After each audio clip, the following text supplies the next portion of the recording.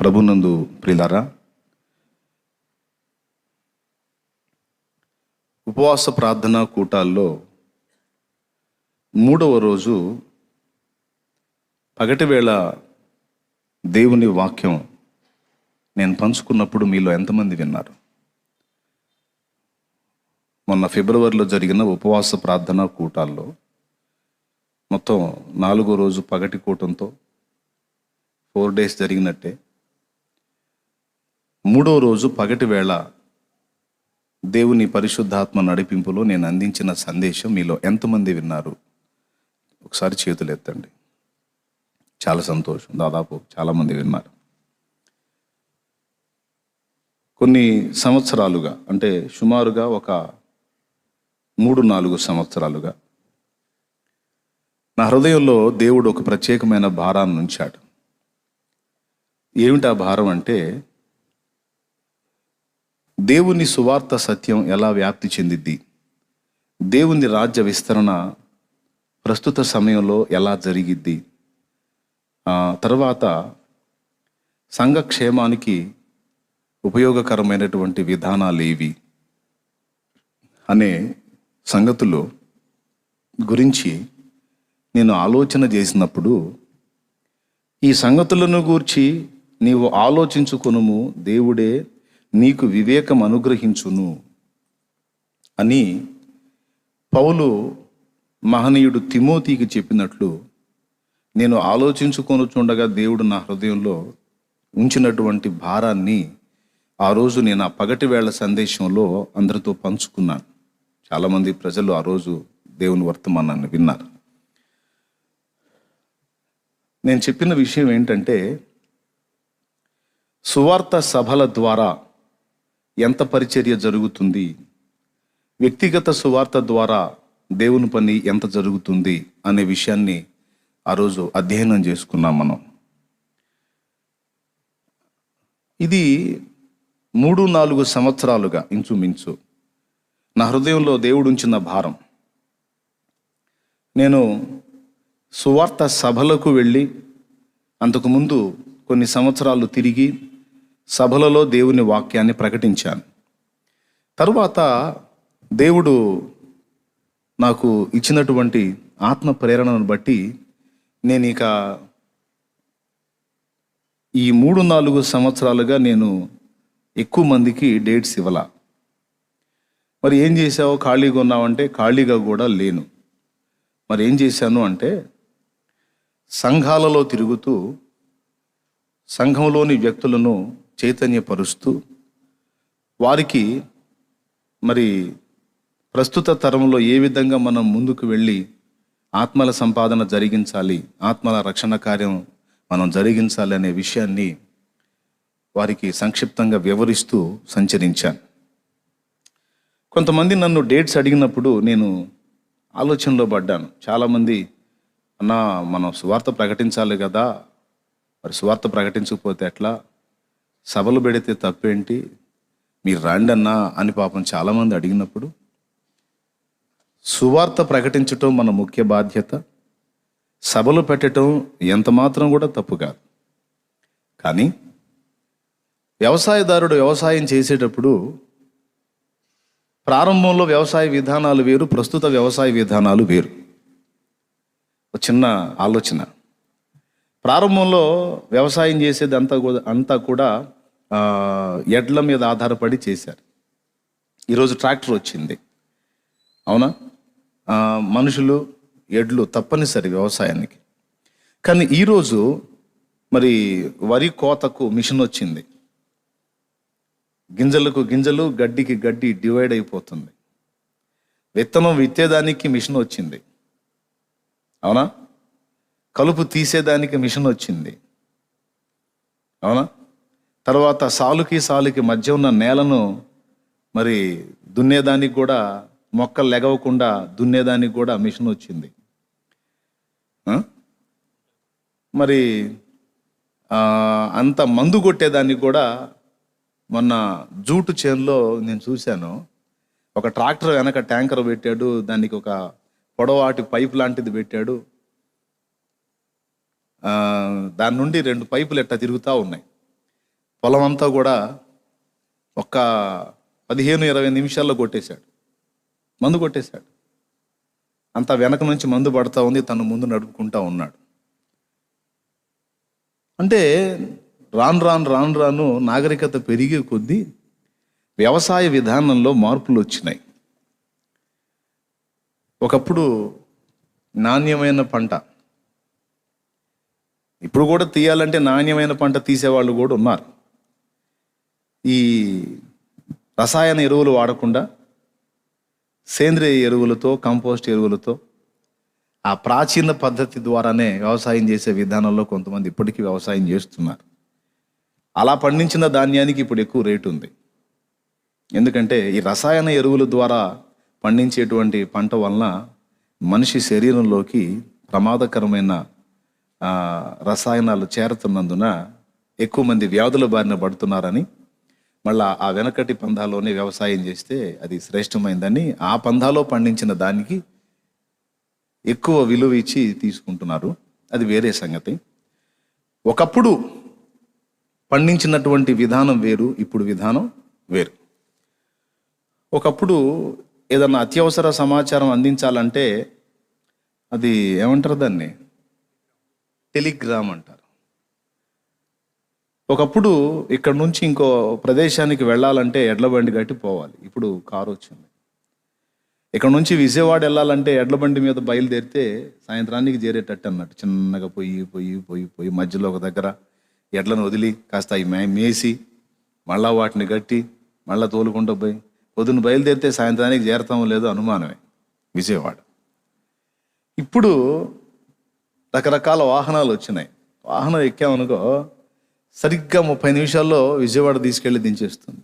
పొద్దున్న నుంచి సాయంత్రం దాకా ప్రయాణం చేసేది 30 నిమిషాల్లో దించేస్తుంది. వ్యవసాయ విధానంలో స్పీడ్ అయిపోయింది. ఇప్పుడు అంత పనంతా కూడా తేలిగ్గా ఎక్కువ పని జరుగుతుంది. ఇది ఎలాగో ఇప్పుడు దేవుడు మనకు అందుబాటులోకి తీసుకొచ్చినటువంటి అవకాశాలు కావచ్చు, అనుకూల స్థితులు కావచ్చు, వీటన్నిటిని వినియోగించుకొని మనం కొన్ని మెళకువలు కానీ కొన్ని జాగ్రత్తలు కానీ తీసుకున్నట్లయితే ఇంకా ఎక్కువగా మనం దేవుని పని చేయడానికి అవకాశం ఉంటుంది అని నా పరిశోధనలో తేలింది. సువార్త సభలో పెట్టాలి, సభలో వాక్యం చెప్పాలి, ఆ సభలోకి ప్రజలు వచ్చి దేవుని వర్తమానాలు వినాలి. సభ అంటూ పెడితే ఓ సభకు 10,000 మంది గ్యాదర్ అయితే 9,900 మంది క్రైస్తవులే, 100 మంది అన్యులు వస్తే ఆ 100 మందిలో కూడా సగం మందికి అర్థం కాక సగం మధ్యలో లేచిపోయి, లేకపోతే ఒకవేళ ఎవడన్నా ఉన్నా కూడా ఆ చెప్పే సంగతులు ఏదో ఒక్కొక్కడికి అరకి తగిలి 10,000 మంది సభ జరిగితే 9,900 మంది క్రైస్తవులే అయితే 100 మంది అన్యులైతే ఆ అన్యుల్లో ఏ 5-10 మారేదానికి మహా కష్టం. ఇది అందరికీ తెలిసిన సంగతే. కానీ మరి వేరే మార్గం లేదు. అప్పుడున్న పరిస్థితుల దృష్ట్యా అలాగ చేసుకుంటూ వచ్చారు పెద్దోళ్ళు. కానీ ఇక రాబోతున్న రోజుల్లో ఇలాంటి పరిస్థితులు అనుకూలించవచ్చు, అనుకూలించకపోవచ్చు అని 3 సంవత్సరాల క్రితమే నా హృదయంలో దేవుడు ఒక ఆలోచన పుట్టించాడు. దేవుడే పుట్టించాడు అనడానికి ఇప్పుడున్న పరిస్థితులు నాకు ఒక నిరూపణ. దేవునికి స్తోత్రం కలుగును గాక. నాకు డౌట్ ఏంటంటే, సువార్త సభల్లోకి వెళ్ళి వాక్యం ప్రకటించడానికి మనస్సు లేక నాకు నేను చెప్పుకుంటున్న ఆలోచనలా ఇవి, లేకపోతే దేవుడు నాకు కలిగిస్తున్న ఆలోచన అని చాలా దినాలు మదనపడ్డాను. కొన్ని సంవత్సరాలు ప్రకటించాను, చాలా దూర ప్రాంతాలు కూడా తిరిగి ప్రకటించాను.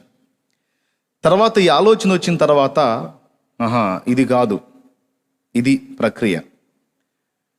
ఈ సువార్త సభల విధానంలో కూడా రకరకాల పరిస్థితులు చూశాను.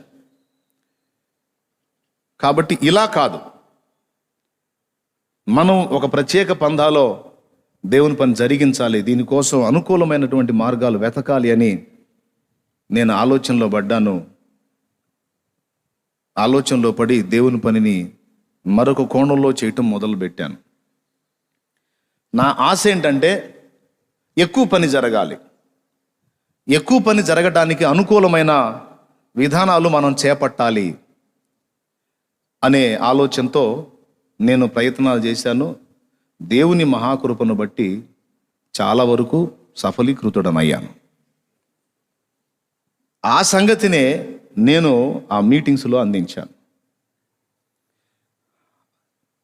ఏం ఆలోచన చేశానంటే, నేను ఈరోజు సువార్త సభలు పెట్టేదానికి అనుకూల వాతావరణం ఉంది, అవకాశం ఉంది. భవిష్యత్తులో ఈ బహిరంగంగా అందరం గ్యాదర్ అయ్యేటువంటి అవకాశం ఒకవేళ ఉండకపోతే పరిస్థితి ఏంటి? అప్పుడు ఎలా దేవుని పని జరుగుతుంది? దానికి ముందుగానే ఒక మార్గాన్ని మనం వేస్తే బాగుంటుంది కదా అనే ఆలోచనతో సువార్త సభలు విపరీతంగా జరుగుతున్న ఆ తరుణంలోనే నేను సంఘములలో సంచరిస్తూ వ్యక్తులను ప్రభావితం చేయటం మొదలుపెట్టా. దేవుని సేవా పరిచర్యలో నేను ప్రవేశించిన తర్వాత 8 సంవత్సరాలు నేను సువార్త సభ అనేది ఒక్కటి కూడా పెట్టలేదు. ఏది బయట సేవకుల్ని పిలిచి తండ్రి సన్నిధి మినిస్ట్రీస్ నిర్వహిస్తున్న సువార్త మహాసభలు అనే పోస్టరే బడల చేయలే. ఈ పట్టణంలో కానివ్వండి, చుట్టుపట్ల ప్రాంతాల్లో కానివ్వండి, నన్ను అడిగినటువంటి వాళ్ళ దగ్గరికి నేనే వ్యక్తిగతంగా వెళ్ళి అన్యజనులకు, అంటే ముస్లిం సోదరులకు ఏం చెప్పాలి, హిందూ సోదరులకు ఏం చెప్పాలి, నాస్తికులకు ఏం చెప్పాలి, క్రైస్తవులకు ఏం చెప్పాలి అనే 4 కోణాలలో పరిశుద్ధాత్మ ప్రేరణతో విషయ సేకరణ జరిగించి పట్నంలో కానీ చుట్టుపట్ల ప్రాంతాల్లో కానీ నేనే సంచరించి నాకు తెలిసినంత వరకు నాకు దేవుడిచ్చిన జ్ఞానంలో ఇతరులకు సువార్త ప్రకటించాను. ఏదో ఒక కుటుంబాన్ని ఆధారం చేసుకొని అక్కడ ఒక కూటం పెట్టి వాళ్ళకి ప్రకటించాను తప్ప బయట నుంచి ఒక గంభీరమైనటువంటి సభలను ఏర్పాటు చేసి బయట నుంచి ఫలానా దైవజనుడు వస్తాడు, ఫలానా సేవకుడు వస్తాడు అని మరి పబ్లిసిటీ చేసి హడావిడి చేసి నేను సువార్త సభలో పెట్టలా. 8 సంవత్సరాలు. ఎన్ని సంవత్సరాలు? 8 సంవత్సరాలు. ఇది అందరికీ ఉపయోగపడిద్దని చెప్తున్నాను నేను. ఎందుకంటే ఈ లైవ్లో వీక్షిస్తున్న వాళ్ళల్లో మంచి దైవజనులు కూడా ఉన్నారు. 2-3 సంఘాలు నడిపించే దైవజనులు కూడా ఉన్నారు. వాళ్ళు నాకు కలిసి చెప్తేనే నాకు తెలిసింది. దేవునికి స్తోత్రం కలుగును గాక. సహజంగా ఏమనుకుంటామంటే అందరూ బిలీవర్సే, విశ్వాసులే, సామాన్య స్థితిలో ఉన్నోళ్ళే అనుకుంటాం. కానీ దేవుని మహాకృపను బట్టి దైవజనుల్ని కూడా దేవుడు కొంతమందిని నాకు ఇచ్చాడు. వాళ్ళు కూడా చూస్తున్నారు. ఒకవేళ ఇప్పుడు వాళ్ళ ఆరాధనలో ఉన్నట్టయితే తర్వాత అయినా సరే శుక్రవారం రోజు దైవజనుని ద్వారా దేవుడు ఏం మాట్లాడాడని తప్పనిసరిగా వాళ్ళు చూస్తారు. ఇందులో పెద్దలు ఉన్నారు, చిన్నలు ఉన్నారు. అందరికీ వందనాలు. నేను ఎవరికంటే ఘనుణ్ణి కాదు, గొప్పవాణ్ణి కాదు, వారందరితో కూడా చిట్ట చివరున్న చిన్న దాసుడను. అయితే దేవుని మాటకి చిన్న పెద్ద తేడా లేదు గనుక వినే మనసు మనకుంటే మరి ప్రవక్తతో గాడిద ద్వారా కూడా దేవుడు మాట్లాడినట్లు ఒక గాడిదనే అనుకుందాం, ఈ గాడిద ద్వారా కూడా ఘనులైన భక్తులతో దేవుడు మాట్లాడతాడని నా నమ్మకం. దేవునికి మహిమ కలుగును గాక. 8 సంవత్సరాలు నేను బహిరంగ సువార్త సభలో పెట్టలేదు. నన్ను వెంబడించేటువంటి బిడ్డల గృహాల దగ్గర ఆ కుటుంబాలను ఆధారం చేసుకొని సువార్తగా నేను ప్రకటించాను తప్పించి బయట నుంచి ఎవరిని నేను రప్పించలేదు. కష్టపడ్డాను నేనే. విషయ సేకరణ జరిగించాను. గ్రంథాలయానికి వెళ్ళి హైందవ సాహిత్యం, ముస్లిం సాహిత్యం చదువుకున్నాను. నా దగ్గర డబ్బులున్న దాని పరిధిలో కొన్ని పుస్తకాలు తెచ్చుకొని చదువుకున్నాను. ఒక పక్క కష్టపడి ఉపాధి చేసుకుంటూ కుటుంబాన్ని పోషించుకుంటూ మరో పక్కన గ్రంథాన్వేషణ జరిగించి ఒక బుద్ధుడుని అనుసరించేవాడు నమ్ముతున్న సత్యం ఏమిటి, సిక్కులు నమ్ముతున్న సత్యం ఏమిటి, ముస్లిం సోదరులు నమ్ముతున్న సత్యం ఏమిటి, హైందవేతలు నమ్ముతున్న సత్యం ఏమిటి, అసలు ఈ మతాలు చెప్తున్నది ఏంటి, అసలు జైన మత సిద్ధాంతం ఏమిటి, అసలు ఎవరెవరు ఏం చెప్తున్నారు, ఎవరెవరు భక్తికి ఎలాంటి మార్గాలు వేశారు, వీటన్నిటిలో సరైన మార్గం ఏది అన్న కోణంలో రకరకాల అన్వేషణలు చేసుకున్నాను. చతుర్వేదాలు కొనుక్కోవడానికి నా దగ్గర డబ్బులు లేవు. ఎందుకంటే పురాణాల కంటే ముందున్నవి వేదాలు. ఆర్య ఋషులు జంతు బలులు అర్పించినట్లు చాలా స్పష్టమే, మనకు తెలుసు. భారతదేశ చరిత్ర చదివితే ఆర్య ఋషులు జంతు బలులు అర్పించినట్లుగా చరిత్రలో రాయబడి ఉంది. కాబట్టి అసలు ఎందుకు వాళ్ళు జంతువులను అర్పించారు? ఈ పద్ధతి ఇశ్రాయేలు జనాంగానికి దేవుడు చెప్పిన కట్టడ కదా. పాప పరిహారార్థ బలి అని, దహన బలి అని, ఆ బలని ఈ బలని, బలి కర్మకాండలన్నీ కూడా ఇశ్రాయేలు జనాంగానికి దేవుడిచ్చినాయి కదా. ఆర్యులు ఎందుకు వాటిని అనుసరించారు అన్న కోణంలో వాటిని స్టడీ చేస్తే ఏమన్నా విషయం దొరికిద్దేమో అని వేద గ్రంథాలు, పైసలు లేవు నా దగ్గర కొనుక్కునేదానికి, లేకపోతే గ్రంథాలయంలోకి వెళ్ళి కూర్చొని నోట్స్ ఒకటి పెట్టుకొని వాటిని చదువుకుంటూ నోట్స్ రాసుకున్నా. మళ్ళా కష్టించి పని చేస్తూ ఫ్యామిలీని, హలో తమ్ముడు వింటున్నావా, స్తోత్రం చెప్పు, స్తోత్రం చెప్పు గట్టిగా ఒకసారి, అట్లాగా నోట్స్ ప్రిపేర్ చేసుకున్నా.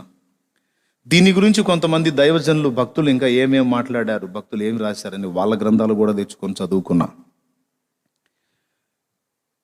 లాజికల్గా, తార్కికంగా అవతల వాళ్ళకి ఎలా సమాధానం చెప్పాలి. మిడిమిడి జ్ఞానంతో మనం మాట్లాడితే క్లీన్ బౌల్డ్ అయిపోతాం. కాబట్టి పూర్తిగా సంక్షేపముగా, ఏమండి, పరిష్కారముగా తెలుసుకొని అంటాడు లూకా భక్తుడు. అన్ని సంగతులన్నీ కూడా పరిష్కారముగా తెలుసుకొని నీకు నా మొదటి పుస్తకం లేదా నా మొదటి పత్రిక రాశాను అన్నట్టుగా ఆయన మాట్లాడతాడు. ఓ థెయోఫిలా అని లూకా. అట్లా పరిష్కారంగా తెలుసుకొని మాట్లాడాలని కష్టపడి పరిశీలించి విషయ సేకరణ జరిగించాను. ఈరోజు సెల్ ఫోన్లో అన్ని సౌకర్యాలు అందుబాటులో ఉన్నాయి. నీకు అన్ని పుస్తకాలు సెల్ ఫోన్లో అందుబాటులో ఉన్నాయి, చదవచ్చు. కష్టపడి చదివి విషయ సేకరణ జరిగించాలి. అన్న అవన్నీ నాకు తెలియవు కదా అంటే తెలుసుకోవాలి. హృదయంలో నశించిపోతున్న ఆత్మల కొరకైన భారం నిజంగా ఉంటే, వాళ్ళని రక్షించాలన్న తపన అంతరంగంలో ఉంటే అన్నీ అయ్యే వస్తాయి. గ్రంథాలయం దగ్గరికి వెళ్ళి పుస్తకం ముందేసుకొని ఒక అరగంట చదవగానే టైం అయిపోయింది, ఇంకా బుక్స్ ఇచ్చేయండి అని వరుస పెట్టి అందరి దగ్గర పుస్తకాలు తీసుకుంటాడు ఆయన. ప్రార్థన చేస్తే ఒక చెల్లి, ఆమె తండ్రి వాస్తవంగా ఆయన అన్యుడు ఆయన ప్రేరేపించబడి తన కుమార్తెకు మనీ ఇచ్చాడు, దైవజనుడికి ఇవ్వు అని, 1500 రూపాయలు. అప్పుడు ఆ 4 వేదాలు 6 పుస్తకాలు వస్తాయి. ఆ 6 పుస్తకాలు 1500 రూపాయలు పెడితే వస్తాయి. ఆ 1500 లేక మల్ల గుల్లాలు పడుతున్నాను నేను. అంత అప్పుల మేళం కదా మందే. శ్రద్ధగా వింటున్నారు కదా, వినండి. ఆయన తన కుమార్తె రక్షణలోకి వచ్చింది. ఆ చెల్లి ఆ మనీ తీసుకొచ్చి నాకు ఇస్తే ఆ వేదాలు తెచ్చుకున్నా. అవి చదివి అందులోని సంగతులు కొన్ని సేకరించి దేవతలు మ్రొక్కిన దేవుడు ఎవరు అనే అంశంలో నేను మీకు అందించాను. నెట్లో అది అందుబాటులో ఉంది. చాలా సంగతులు, కొన్ని పాటలు కూడా అందించాను. ఈ విధంగా నాకు దేవుడిచ్చినటువంటి అక్షర జ్ఞానం ఉపయోగించి, అవకాశాన్ని ఉపయోగించి, విషయ సేకరణ జరిగించి, పట్టణంలో కావచ్చు, చుట్టుపట్ల ప్రాంతాల్లో కావచ్చు, నేనే ప్రకటించాను. ఎవరో పెద్ద పులి వస్తారు, ఆయన ప్రకటిస్తారు, ఆయన ఆత్మల్ని రక్షించి నాకు ఇస్తారని ఎవరి కొరకు ఎదురు చూడలా. 8 సంవత్సరాలు ఏ విధమైన సభ పెట్టకుండా దేవుడు నాకు ఇచ్చిన ఆలోచనతో నేను బయట తిరిగి ప్రకటించని, ఏది నా ఆత్మీయ బిడ్డలను ఆధారం చేసుకొని, తరువాత సంఘములో బిడ్డల్ని ఆత్మల సంపాదకులుగా తీర్చిదిద్దని, ఈ 2 కలిసి ఇంచుమించు 8 సంవత్సరాల్లో 6000 కంటే ఎక్కువైన ఆత్మలను రక్షించడానికి దేవుడు కృపనిచ్చాడు. 6000 కంటే ఎక్కువ ఆత్మల్ని ఎన్ని సంవత్సరాల్లో? 8 సంవత్సరాల్లో. ఇప్పుడు మరొక 6 సంవత్సరాలు గడిచింది. ఈ 8 ఏళ్ల తరువాత స్థానికంగా ఇన్ని ఆత్మలే కాకుండా చుట్టుపక్కల కొన్ని సంఘాలు ఏర్పడితే ఇక్కడున్న బిడ్డలు, ఆ సంఘాలు, తమ్ముళ్ళు, దైవ సేవకులుగా వెళ్ళి సంఘాలు నడిపిస్తున్న దైవజనులు అందరము కలిసి దేవుణ్ణి ఒక 3 పగళ్ళు 3 రాత్రులు ఆరాధించుకోవడానికి అనుకూలంగా 3 రోజుల సభలు అప్పుడు ఏర్పాటు చేశాను. అర్థమైందా? ఎప్పుడు? ఇదంతా ఏర్పడిన తరువాత. అంటే సభల పేరిట విపరీతమైన ఖర్చు లేదు, బహిరంగ పోస్టర్ల హడావిడి లేదు, ఏ విధమైన హడావిడి లేదు. సైలెంట్గా చాప కింద నీరులాగా 8 ఏండ్ల కాలంలో 6,000 ఆత్మలకు పైచిలుకు ఆత్మలు రక్షణలోకి రావటం, ఒక సంఘంగా సమకూర్చబడటం, సంఘాలుగా ఏర్పడటం ఎలా జరిగింది అని ఆలోచన చేసుకుంటే, ఇదంతా కూడా విశ్వాసులైన వాళ్ళు ఎంతమంది అయితే సహవాసంలోకి వచ్చారో వాళ్ళందరికీ కూడా దేవుని పని పట్ల సరైన ఆసక్తి కలిగి ఉన్నందున, అది వారికి కలిగించటంలో నేను కృతార్థుడనైనందున, ఏ ఒక్కరు కూడా ఒట్టిగా ఉండకుండా ఎవరినన్నా కదిలిచ్చు కనీసం 4 ఆత్మల్ని రక్షించిన సాక్ష్యం నన్ను వెంబడించే బిడ్డల్లో దాదాపు 300 మందికి ఉంది. దేవునికి స్తోత్రం కలుగునుగాక. సంవత్సరాలు ఖర్చు అయిపోయినా నేను ఒక్క ఆత్మను కూడా రక్షించలేదు అనే మాట ఎవరికి ఉండదు. ఎందుకంటే రక్షణ పొంది కొద్ది కాలం వెంబడించిన తర్వాత ఆటోమేటిక్గా వాళ్ళ హృదయాల్లోకి ఆ భారం వచ్చేటట్టు వాళ్ళకు ఉపదేశం అందింది. ఆటోమేటిక్గా వాళ్ళ ఆత్మల్ని సంపాదించడం మొదలుపెట్టారు. ఈరోజు ఆ 6,000 సంఖ్య ఈ 6 సంవత్సరాల్లో దాదాపు 20,000 దాటించాడు దేవుడు. ఇదంతా నేను ఎందుకు చెప్తున్నానంటే,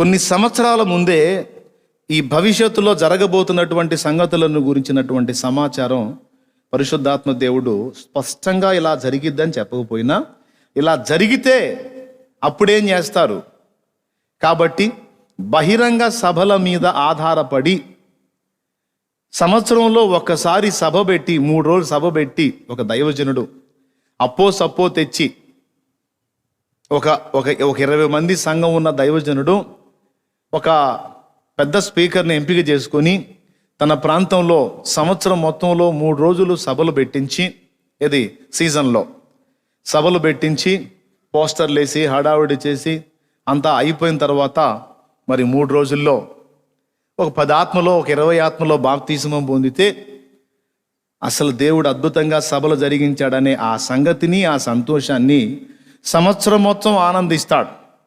మళ్ళీ 2వ సంవత్సరం చూస్తే ఆ రక్షణ పొందినటువంటి ఆ 10-20 మంది కూడా స్థిరంగా ఉన్నారో లేదో తెలియదు, కానీ ఈ 20 మంది ఈ 30 మంది మాత్రమే సన్నిధిలో కనపడతారు, అంతకు మించి ఆత్మలు కనపడరు.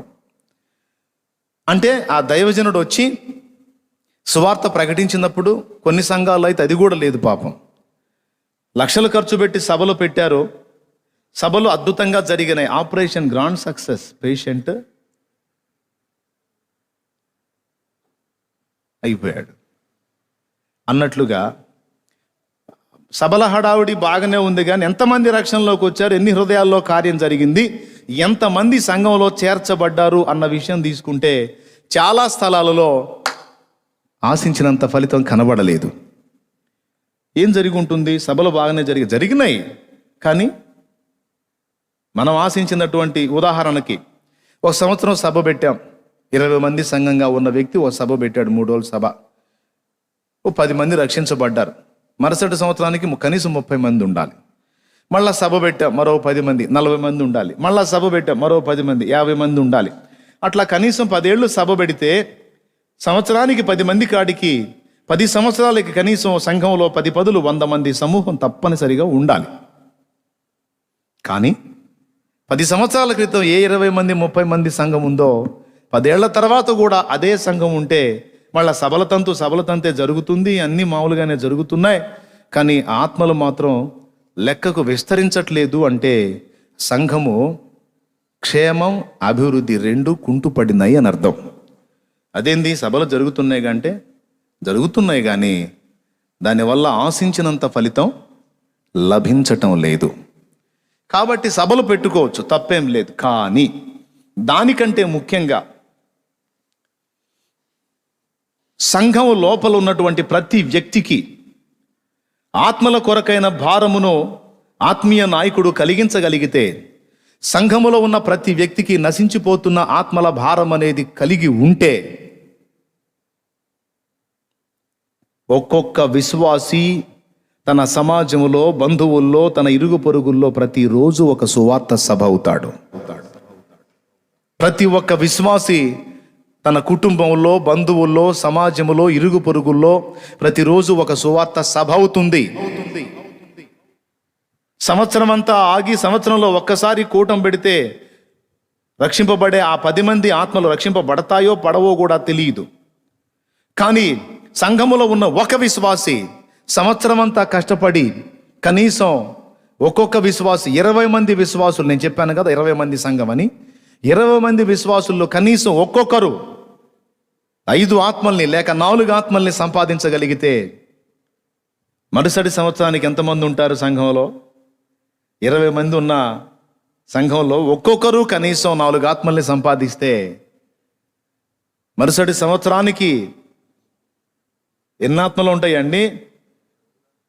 24 81 20. అద్దుగో, దేవునికి స్తోత్రం కలుగునుగాక. హల్లెలూయా. కానీ విశ్వాసులు ఏమనుకుంటున్నారు? జస్ట్ మనం రావటం, హాజరైంచుకోవటం, అందరూ కలిసి హల్లెలూయా అంటే మనం హల్లెలూయా చెప్పటం, స్తోత్రం అంటే స్తోత్రం చెప్పటం, చిల్లరెత్తుతుంటే బాక్సులు వేయటం, వెళ్ళిపోవటం. 6 రోజులు మన తంతుల్లో మనం కొనసాగటం, ఆదివారం రోజు ప్రార్థనకు అవకాశం ఉంటే పోవటం, లేకపోతే చుట్టాలు వస్తే చూసుకోవటం.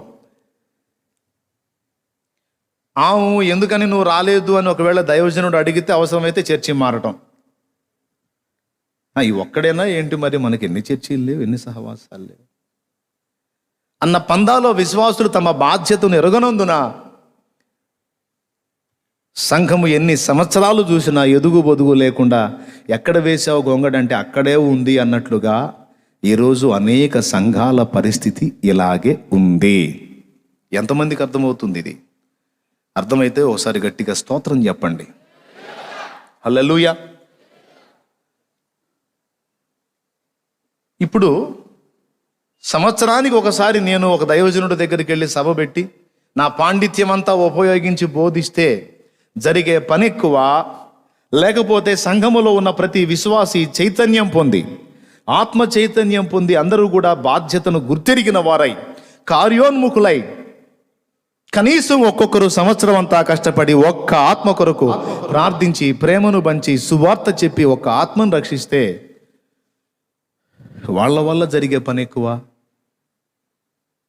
నేను వెళ్ళి నా పాండిత్య ప్రదర్శన అంతా చేసి సంపాదించేదానికంటే విశ్వాసులు తమ బాధ్యతను గుర్తెరిగి వ్యక్తిగతంగా కష్టపడి ఒక్కొక్కరు కనీసం 4 ఆత్మల్ని సంపాదించేవారు కాగలిగితే దానివల్ల జరిగే పనే ఎక్కువ. 8 సంవత్సరాలు బయట ఏ విధమైన సభ లేకుండా ఇంత పని ఎలా జరిగింది అంటే దేవుడు నాకు అనుగ్రహించినటువంటి ప్రతి సోదరి సోదరుడు దాదాపు 3 వంతులు అన్నాను. అందరి హృదయంలో కూడా ఆత్మల కొరకైన భారాన్ని నా దేవుడు నింపితే వాళ్ళంతా వ్యక్తిగత సువార్తను వ్యాపింపజేసి వ్యక్తిగతంగా వ్యక్తులతో మాట్లాడి తర్కించి ప్రేమించి ప్రార్థించి వారిని మాదిరి చూపి ఒప్పించి రక్షణలోకి నడిపించగలిగితే దానివల్ల జరిగినదే అంత పని కూడా. ఈరోజు ఇంకా ఇంతమంది ప్రజలు కలిసి దాదాపు అనేక సంఘాలుగా ఏర్పడి ఆ సంఘాలు కూడా లెక్కకు సంవత్సరానికి విస్తరిస్తూ పని ముందుకు వెళుతుందంటే ఫార్ములా ఇది. దీన్ని నేను ఆ రోజు సుస్పష్టంగా అందించాను. వాస్తవంగా అది ఇంకా నెట్లో అప్లోడ్ చేయలే, వాళ్ళు చేస్తారేమో అని చూశాను, వాళ్ళకి ఏందో మనసు రాట్లా, అందుకని నేను చెప్తున్నా. దేవునికి స్తోత్రం కలుగును గాక. ఏదైతే కీలకమైనది ఉందో దాన్నే బయటికి రానీడు సైతానుగాడు. ఇది వస్తే తేడా పడుద్దు వ్యవహారం అనుకొని, అందుకని ఇక వాళ్ళ కోసం నిరీక్షించటం వేస్ట్. ఆ రోజు చాలా ఆధారాలు కూడా చూపించి నేను మాట్లాడాను ఈ పాయింట్ని. అయితే ఈరోజు నేను దాన్ని టూకీగా మీకు అందించాను. ఇది మీకు అర్థమైందని నేను అనుకుంటాను.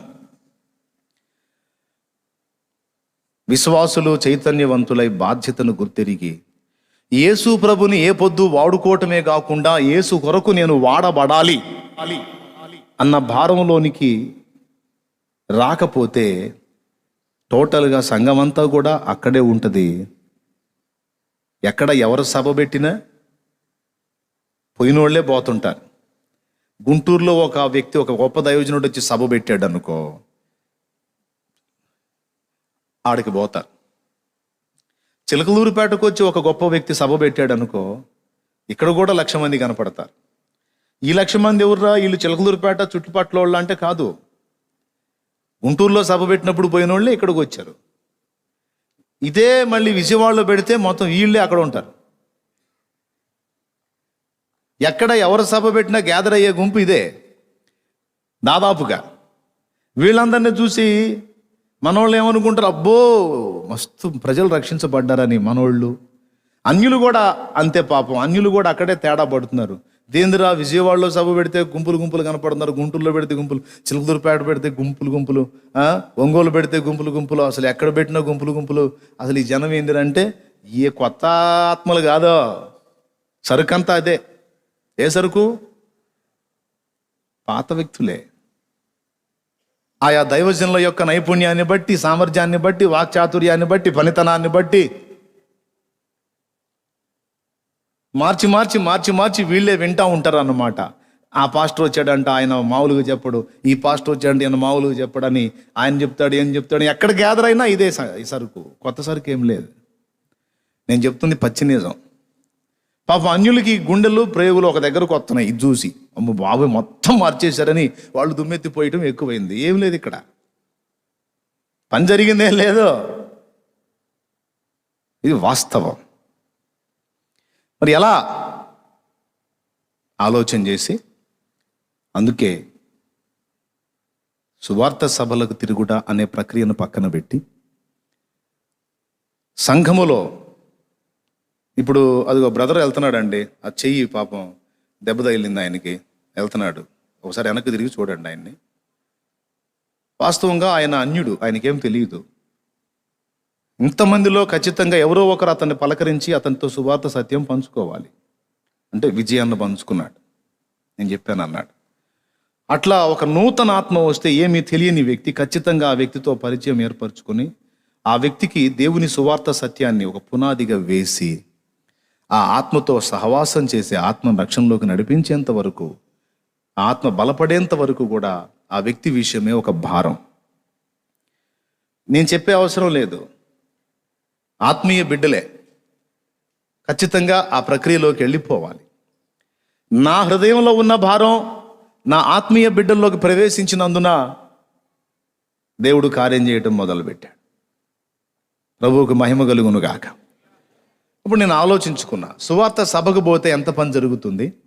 సువార్త సభలోకి వెళ్ళి బహిరంగంగా మనం ఈ సంగతులన్నీ ప్రచురపరచలేం. ఖచ్చితంగా సంఘములో అందాల్సిన సందేశం సంఘములో అందాలి, బయట సభలో అందాల్సిన సందేశం బయట సభలో అందాలి. సంఘములో జరగాల్సినటువంటి విషయం బయట సభలో అందేదానికి అవకాశం లేదు. ఇంట్లో వ్యవహారం మైకులు పెట్టి బయట చెప్పుకున్నట్టు ఉంటుంది, అది చేయకూడదు. బయటకంటూ బాకా పెట్టాము, మైక్ అంటూ పెట్టాము అంటే అందులో సువార్త సత్యమే వెళ్ళాలి. ఇక సంఘంలోకి వచ్చాము అంటే సంఘములో వ్యక్తుల యొక్క ఆత్మీయ క్షేమాభివృద్ధి, ఆత్మల కొరకైన భారం బిడ్డల్లో వచ్చేటట్టు బిడ్డల్ని పురికొల్పాలి, ప్రోత్సహించాలి. ఇది నా హృదయంలో దేవుడు పెట్టిన భారం. అందుకని కొన్ని సంఘాల్లో సంచరించాను, సంఘాల్లో ఉన్న వ్యక్తుల్ని ఛాలెంజ్ చేశాను. ఈ సంవత్సరం మీరు ఇంతమంది ఇక్కడ కూర్చున్నారు, మీదటికి ప్రభు చిత్తమైతే మళ్ళా దేవుడు నన్ను నడిపిస్తే వస్తాను, అప్పటికి మీరందరూ కనీసం ఒక ఆత్మను సంపాదించిన సాక్ష్యం కలిగి ఉండండి అని చెప్పి వాళ్ళకి ఆ హృదయంలో భారం పెట్టి దేవుని కృపను బట్టి వాళ్ళకు ప్రార్థన చేసి అట్లా చాలా సంఘాలు తిరిగి సంఘాలలో వ్యక్తుల్ని చైతన్యవంతులుగా చేయడానికి దేవుడు నా హృదయంలో భారం పెట్టాడు.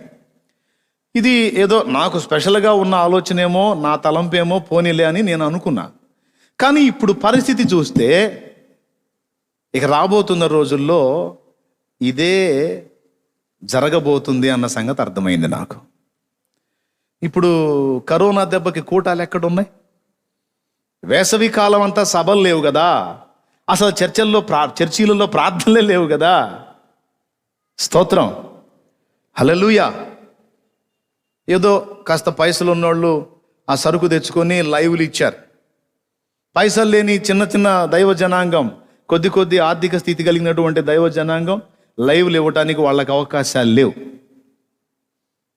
ఒకవేళ ఇప్పుడు మళ్ళా చర్చిలు రీస్టార్ట్ అయినాయి. చిన్నగా ఒక్కొక్క చర్చి ఓపెన్ అవుతా ఉంది.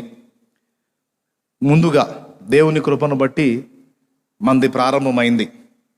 పోయిన ఆదివారం కాక అంతకుముందు ఆదివారమే వాళ్ళు ఎప్పుడైతే అవకాశం ఇచ్చారో అప్పటి నుంచి మనం లైన్లోకి వచ్చాం. దేవుని కృపను బట్టి వాళ్ళు అవకాశం ఇచ్చిన నాటి నుంచి నేటి వరకు బ్రేక్ లేకుండా పాపం గవర్నమెంట్ వాళ్ళు ఏమి నమ్మి మనకు అవకాశం ఇచ్చారో, ఏది ప్రార్థన చేస్తామని వాళ్ళ నమ్మకాన్ని వమ్ము చేయకుండా ఆరాధన జరుపుకుంటూ దేశం కోసం రోజు ప్రార్థన చేస్తున్నాం.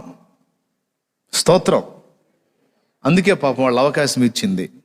మన దేశాన్ని బాగు చేయడం దేవుడే చేయాలా, మన వల్ల కాదు. ఈ తెగుల నుంచి దేవుడే మనల్ని కాపాడాలి, మీరు ప్రార్థన చేయండి అనే మందిరాలు ఓపెన్ చేసుకోమని అవకాశం ఇచ్చారు.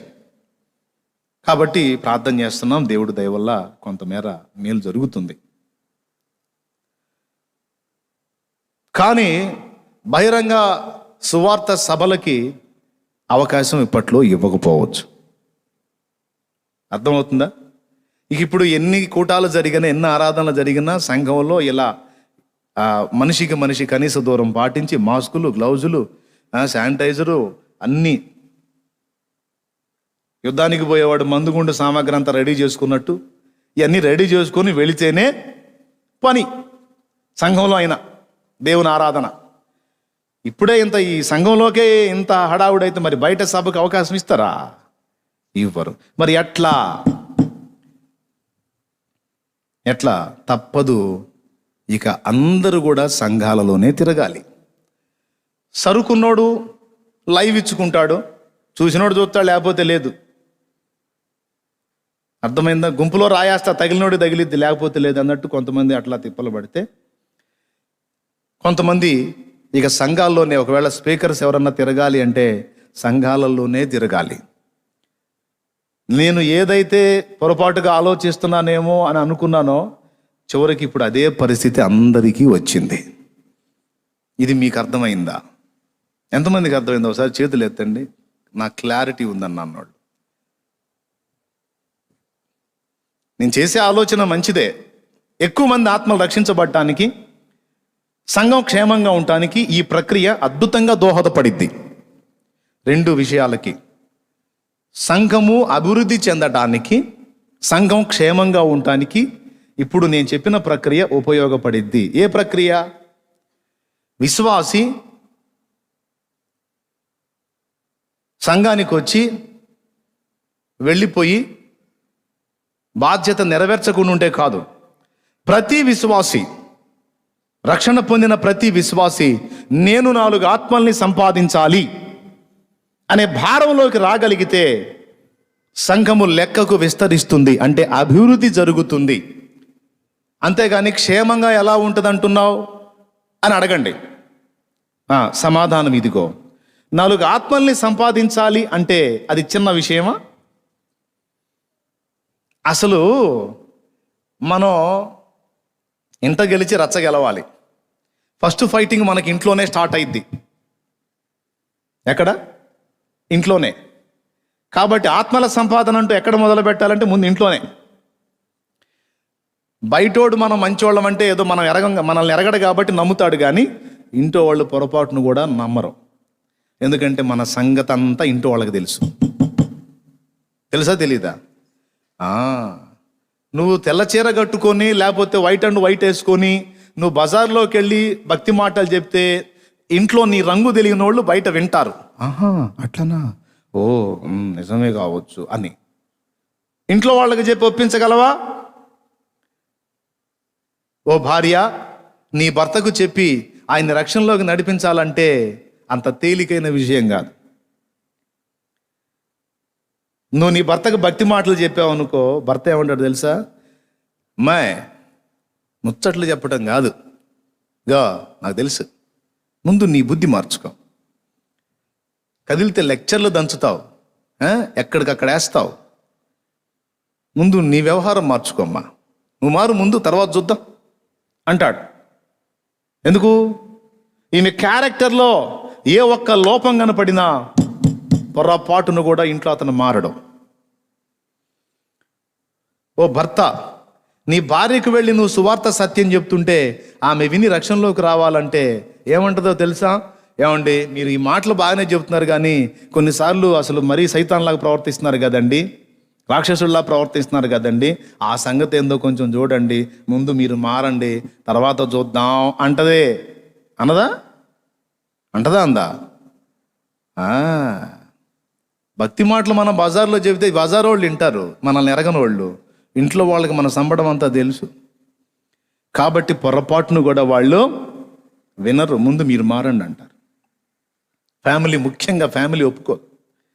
కాబట్టి ఇప్పుడు 4 ఆత్మల్ని సంపాదించాలని ఒకడు పూనుకుంటే ఇప్పుడు ఏది భద్రం చేసుకోవాలా? ముందు అతను ఖచ్చితంగా సచ్చినట్టు తన నోటికి తాళం వేసుకోవాలి, తన చేతల్ని కట్టడి చేసుకోవాలి, తన ఆలోచనలను కట్టడి చేసుకోవాలి, తన టోటల్ క్యారెక్టర్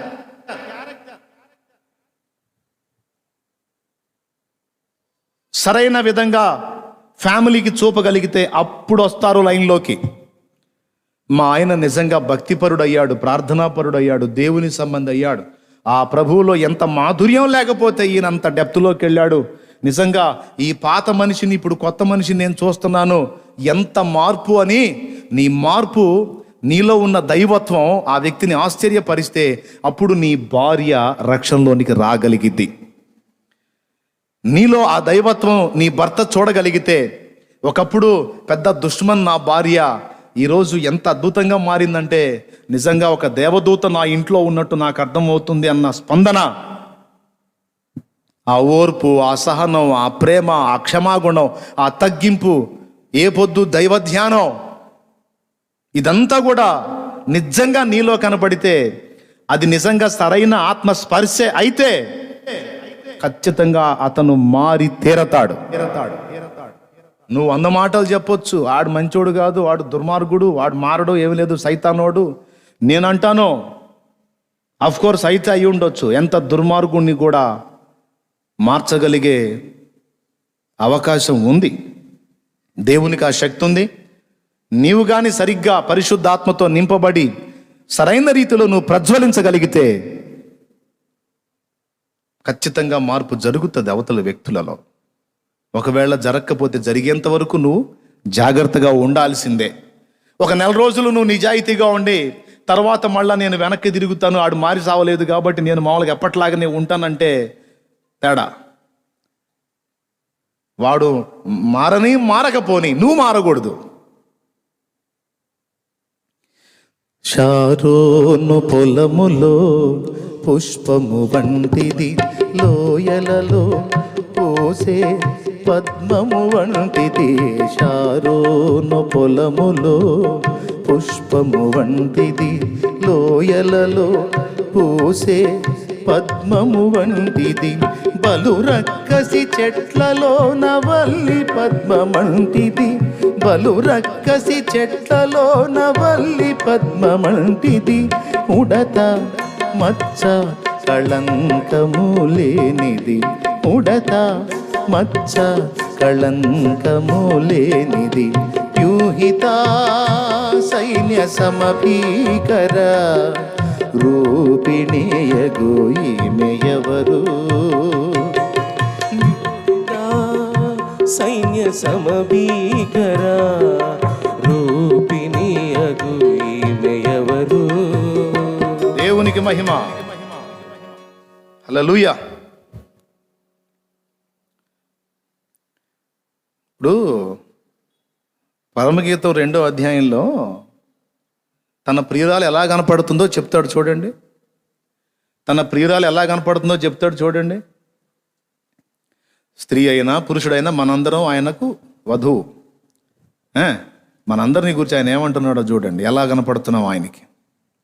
నేను షారోను పొలములో పూయి పుష్పము వంటి దానను, లోయలలో పుట్టు పద్మము వంటి దానను అని ఆమె చెబుతుంది తన గురించి తాను. ఆయన ఏమంటున్నాడు వినండి, అక్కడే చదువు కిందకి.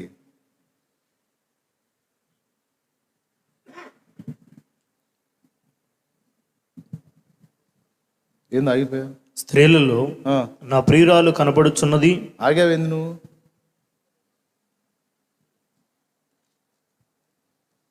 వరుస క్రమంలోనే ఉందా లేకపోతే పక్కనే ఉందా? వరుస క్రమంలో. స్త్రీలలో నా ప్రియురాలు కనపడుచున్నది. ఆమె ఏం చెప్పింది? షారోను పొలములో పోయు పుష్పము వంటి దానను, లోయలలో పూసే పద్మం వంటి దానని తను గూర్చి తాను చెప్పుకుంటే, ఆయన కూడా ఏమంటున్నాడో చూడండి. బల్లు రకసి చెట్లలో వల్లి పద్మము కనపడినట్లు స్త్రీలలో నా ప్రియురాలు కనబడుచున్నది. రాక్షస చెట్ల మధ్య, బలు రక్కసి చెట్ల మధ్య వల్లి పద్మము కనబడునట్లు. ఒక పుష్పానికి నిర్మలత్వము, కోమలత్వము, మృదుత్వము అనేవి ఉంటాయి. రాక్షస చెట్ల మధ్యలో ఉన్నప్పటికీ ఎన్ని సంవత్సరాలున్నా వల్లి పద్మం లాగానే ఉంటుంది. కానీ ఈ రాక్షస చెట్ల మధ్యలో ఉన్నంత మాత్రాన చీచి వీళ్ళ సహవాసంలో నేను కూడా ఇలా అయిపోతున్నానని, అది రాక్షస చెట్టు కాదు. ఇది అర్థమైతే మీరు ధన్యులే. ఎంత కఠినమైన మనుషుల మధ్య, దుర్మార్గ మనుషుల మధ్య, అపవిత్రులైన మనుషుల మధ్య మనం నివసించినప్పటికీ, ఐగుప్తులో యోసేపు ఉన్నాడు, రాక్షస చెట్ల మధ్య వల్లి పద్మంలాగా. యోసేపు తన పవిత్రతని, తన కోమలత్వాన్ని, మృదుత్వాన్ని పోగొట్టుకోలా. దుర్మార్గులైన మనుషుల మధ్యలో ఉన్నాడు, కానీ వాళ్ళ ప్రభావం వీసుమంతా కూడా యోసేపు మీద పడలేదు. అంటే ఇది ఖచ్చితంగా సరైన పోలిక కాదా? బబులోను సంస్థానంలో ప్రముఖ ఉద్యోగిగా దానియేలు ఉన్నాడు. బబులోను బ్యాచ్ మొత్తం కూడా బహు దుర్మార్గులు. వాళ్ళ మధ్యలో, ఆ రాక్షస చెట్ల మధ్యలో వల్లి పద్మంలాగా దానియేలు లేడా? ఏమన్నాడు ప్రభు? దానియేలు, నీవు బహుప్రియుడు అన్నాడు దేవుడు.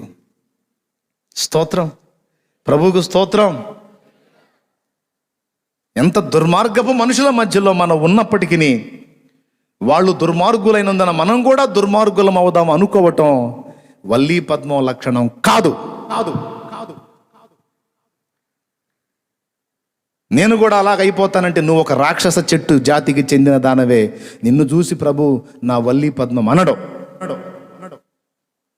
ఎలాంటి దుర్మార్గపు మనుషుల మధ్యలో నీ ఉన్నప్పటికీ నీ మృదుత్వం, నిర్మలత్వం, కోమలత్వం, పరిమళం పోగొట్టుకోవడానికి వీల్లేదు. ముళ్ళకంపల్లో మొలిచిందండి మల్లెపూ చెట్టు.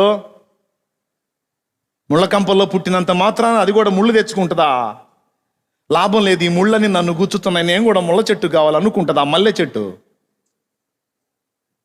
ముళ్ళ చెట్లకే పరిమళాలు ఉండవు, కానీ మల్లె పువ్వుకి పరిమళం. ఆ మల్లె పుష్పం తన పరిమళాన్ని పోగొట్టుకోదు, తన నిర్మలత్వాన్ని, మృదుత్వాన్ని, కోమలత్వాన్ని పోగొట్టుకోదు. ముళ్ళ చెట్లలో మధ్య ఉన్న మల్లె మల్లె. కాళ్ళ క్రింద నలిగిన గాని మల్లె పరిమళం మారేన, మెలికలిన్ని తిరిగిన గాని బంగారపు వెల తరిగేన. కాళ్ళ క్రింద నలిగిన గాని మల్లె పరిమళం మారేన, మెలికలిన్ని తిరిగిన గాని బంగారపు వెల తరిగేన. మనుషులెంత నవ్విన గాని, మనసు గాయపరచిన గాని, మనుషులెంత నవ్విన గాని, మనసు గాయపరచిన గాని, యేసు మనసులో నీ స్థానం ఎన్నడైన మారేనా? ప్రభువు నిన్ను వీడేనా? యేసు మనసులో నీ స్థానం ఎన్నడైన మారేనా? ప్రభువు నిన్ను వీడేనా? అనుకున్నావా నిన్ను నీవు హీనుడుగా? చేశాడయ్యా యేసు నిన్ను ఉన్నత పాత్రగా. అయి ఉన్నావా ఆత్మ విషయమై దీనుడుగా? అందుకోసమే నచ్చావయ్యా యేసుకు అంతగా. స్తోత్రం. ఆత్మలను సంపాదిస్తే సంఘానికి క్షేమం, సంఘం అభివృద్ధి చెందుద్ది. మరి మనకెట్లా క్షేమం అంటే, ఎదుటి వాళ్ళను రక్షించాలంటే మనం ముళ్ళ చెట్లలో వల్లి పద్మంలాగా ఉండాలి. అలా ఉండకపోతే ముందు నువ్వు మారమ్మాయి. అమ్మాయి ముసుకేసుకొని హల్లెలూయా స్తోత్రం అంటాం కాదమ్మాయి. అన్ని టైంలో అది ఉండాలి. ఏదో ఒక టైంలో ఏదో ఒళ్ళు పొంగినట్టు హడావిడి చేయటం కాదమ్మా. ముసుకేసుకొనేమో స్తోత్రాలు చెబుతున్నావు, కడుపులో మండితేనే బండబూతులు తిడుతున్నావు. ఇంకెక్కడమ్మా నువ్వు మారు. స్తోత్రం. సచ్చినా మారుడు, నీకు దండం పెడతాడు. ముందు నువ్వు మారాలి. నీలో ఆ దైవత్వాన్ని చూసి వాని గుండెలు వణకాలి. ఈమె ఒక మనిషి కాదురా బాబు, దేవుడే ఈమెలో బ్రతుకుతున్నాడన్న సత్యం ఆ వ్యక్తికి అర్థమైన నాడు మార్పు చెందుతాడు. తెలుసా? స్త్రీ అయినా పురుషుడైనా ముందు కుటుంబాన్ని గెలిచే పద్ధతి ఇది. మా అన్నయ్యకి నాకు ఒకే కడుపులో పుట్టాం, కానీ అస్సలు నచ్చదు వాడికి. నా పద్ధతి వాడికి నచ్చదు, నాకు వాడి పద్ధతి నచ్చదు. పచ్చగడ్డేస్తే బగ్గుమంటది, కదిలిస్తే ఫైటింగ్, వాలి సుగ్రీవులు ఫైటింగ్ లాగా ఉంటుంది. అస్సలు నచ్చదు. నేను క్రొత్తగా యేసు ప్రభువుని నమ్ముకున్నాను. ఫ్యామిలీలో ఎవ్వరు నమ్ముకోలే. ప్రభువుని నేను గుర్తించాను. పాలకెళ్ళి రావటం, పాలు ఖాతాలకు పోయటం, వచ్చి మోకాళ్ళు వేసి, ఇంట్లోనే ఒక ప్లేస్ ఉంది, కిరాయికుండే ఇల్లే, అందులోనే ఒక ప్రదేశం ఉంది. అక్కడికి వెళ్ళి మోకాళ్ళ మీద నిలబడి స్తోత్రాలు చెబుతా ప్రార్థన చేస్తా, స్తోత్రాలు చెబుతా ప్రార్థన చేస్తా ఉంటా.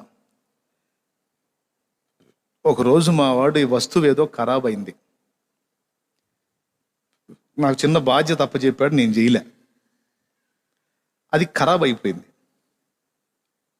నేను ఎందుకు చేయలేదంటే నేను పెళ్లి ప్రార్థనలో ఉన్నా.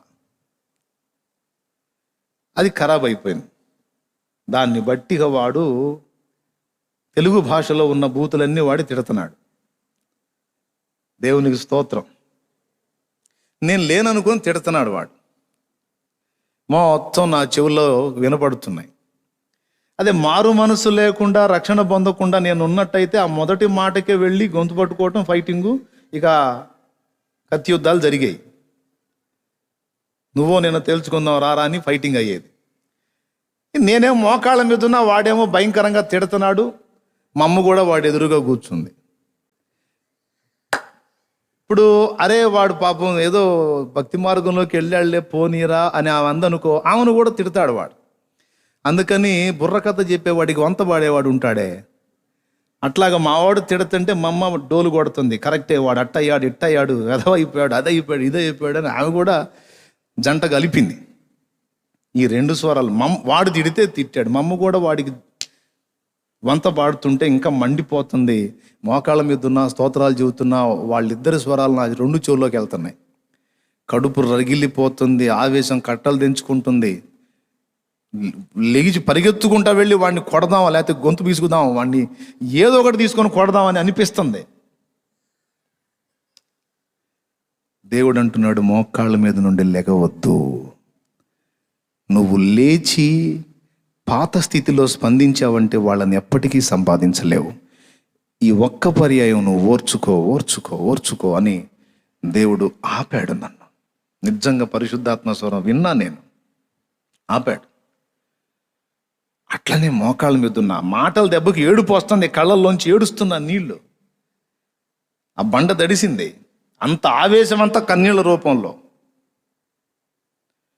వాడు తిట్టి తిట్టి మా అమ్మ మా అన్నయ్య ఎదురెదురు కూర్చున్నారు. మావాడు తలబట్టుకొని కూర్చున్నాడు. అంటే నష్టపోయాడు కదా, అందుకు తలబట్టుకొని కూర్చున్నాడు. సైలెంట్గా నేనున్న ప్రదేశంలోంచి లేచి, నేను లేననుకున్నారు వాళ్ళు. నేను మెల్లగా వాళ్ళ మధ్యలో కూడా నడుచుకుంటూ వెళ్ళిపోయా. నేను ప్రార్థన చేసుకునే మరో స్థలానికి. వాడు చూసి ఆశ్చర్యపోయాడు. అమ్మా వాడు ఇంట్లోనే ఉన్నాడా, నువ్వు చెప్పలేదు ఏంది నాకని మా అన్నయ్య అన్నాడు. అంటే మా అమ్మ అంది, నేను చూడలేదయ్యా, వాళ్ళు లోపలే ఉన్నట్టున్నాడు, అయినా నువ్వు మరీ పచ్చిపాటు పడుతున్నావు లేరా అంది. మళ్ళీ మా వాడు ఆలోచనలో పడేసరికి మళ్ళీ మా అమ్మ వెంటనే అట్టు తిప్పేసింది, ప్లేట్ ఫిరాయించింది అంటారు కదా. కాదమ్మా, మరి వాడు ఏమన్నా అనుకున్నాడేమో, బాధపడ్డాడేమో, అయినా వాడు ఉండడే, కొట్లాటకు వచ్చేవాడే, ఏంటి వాడు మౌనంగా ఉన్నాడు ఏంది అంటే ఇప్పుడే కాదురా, వాడు యేసు ప్రభు దగ్గరికి వెళ్తున్న కాడ నుంచి అంతే ఉన్నాడు అంది. ప్రార్థనకి వెళ్తున్నాడు, చాలా మార్పు వచ్చింది తనలో అని మా అమ్మ అనేసరికి మావాడు ఎక్కడికి వెళ్ళాడో తెలుసా? నేను ఎక్కడికైతే వెళ్ళి ఏ ఫ్యామిలీలో ఆరాధన చేసుకుంటానో, ప్రార్థన చేసుకుంటానో, ఏ కుటుంబంతో కలిసి నేను దేవుణ్ణి గురించి తెలుసుకొని ఆరాధిస్తున్నానో ఆ ఫ్యామిలీలోకి వెళ్ళాడు. వెళ్ళి అదే రోజు యేసు ప్రభు గురించి తెలుసుకొని అదే రోజు మా అన్నయ్య మారు మనసు పొందాడు. 2 నెలలు తిరిగేసరికి వాడు కూడా బాప్తీసం పొందాడు. ఓర్పు తన పనిని కొనసాగింపనీయి, తొందరపడొద్దు. నీ మార్పును చూపించు, అవతల వాళ్ళని గెలవగలుగుతావు. నీ మార్పు చూపకపోతే ఎప్పటికీ గెలుచుకోలేవు అని దేవుడు నాతో మాట్లాడిన మాటను బట్టి ఏడుపుతో ఓర్చుకున్నందున నేను వాళ్ళని గెలుచుకోగలిగాను. టోటల్ నా ఫ్యామిలీ మొత్తం రక్షణలోకి వచ్చారు ఈరోజు. ప్రియులారా, నేను వారికి మాదిరి కరెక్ట్గా ఇవ్వకపోతే వాళ్ళు రక్షణలోకి వస్తారా? ఒక్కసారి చెప్పండి నాకు. నా తల్లి తరపు బంధువులు కొంతమంది, తండ్రి తరపు బంధువులు కొంతమంది, నేనే బాప్తీసం ఇచ్చే వాళ్ళకి. దైవిక ప్రేమ, దైవిక స్పర్శ, దైవత్వం అనేది వాళ్ళకి కనబడకపోతే వింటారా నా మాట? రక్షణలోకి వస్తారా? రారు. ప్రియులారా, అర్థం చేసుకోండి, ఈ ప్రక్రియ వల్ల మన ఆత్మీయ జీవితాన్ని కూడా క్షేమమా కాదా? 4 ఆత్మల్ని సంపాదించాలంటే మరి ఒట్టిగా మనం ఎట్టబడితే అట్ట బతికితే 4 ఆత్మల రక్షణలోకి రావుగా. కాబట్టి మనం జాగ్రత్తగా బ్రతకాలన్న భయము, భారం మనలో వచ్చింది కదా. దానివల్ల ఇప్పుడు ఎవరు క్షేమంగా ఉంటారు? ముందు మనం ఆత్మల్ని సంపాదించాలంటే ముందు మనం భద్రంగా ఉండాలని మనం ముందు క్షేమంగా ఉంటాం. ఎంతమందికి అర్థమైందో ఏమో. మరి చప్పట్లు కొడతారు అనుకుంటాగా మీ అలవాటు ప్రకారం. అవునా? మనం ముందు క్షేమంగా ఉంటాం, తర్వాత ఎదుటి వాళ్ళని కూడా మన మాదిరి చూపించి రక్షణలోకి నడిపిస్తాం. ఫలితంగా సంఘము అభివృద్ధి చెందుతుంది, సంఘము క్షేమంగా ఉంటుంది. కాబట్టి ఈ ప్రక్రియని అన్ని సంఘాల నాయకులు గుర్తించి సంఘములో ఉన్నటువంటి తన ఆత్మీయ బిడ్డల్ని చైతన్యవంతుల్ని చేసి వాళ్ళందరిలోకి నశించిపోతున్న ఆత్మల కొరకైన భారాన్ని తీసుకురాగలిగితే, అది కూడా ఎలా వస్తుంది? మనం బోధ చేస్తే వస్తుందా, మాదిరి చూపిస్తే వస్తుందా అంటే బోధ వేరు, మాదిరి వేరు. మళ్ళీ చెప్తున్నా, బోధ వేరు, మాదిరి వేరు. ఒక ఆత్మీయ నాయకుల్లో ఆత్మల కొరకైన భారం నిజంగా కనబడితేనే అది విశ్వాసుల్లోకి వచ్చింది, లేకపోతే రాదు.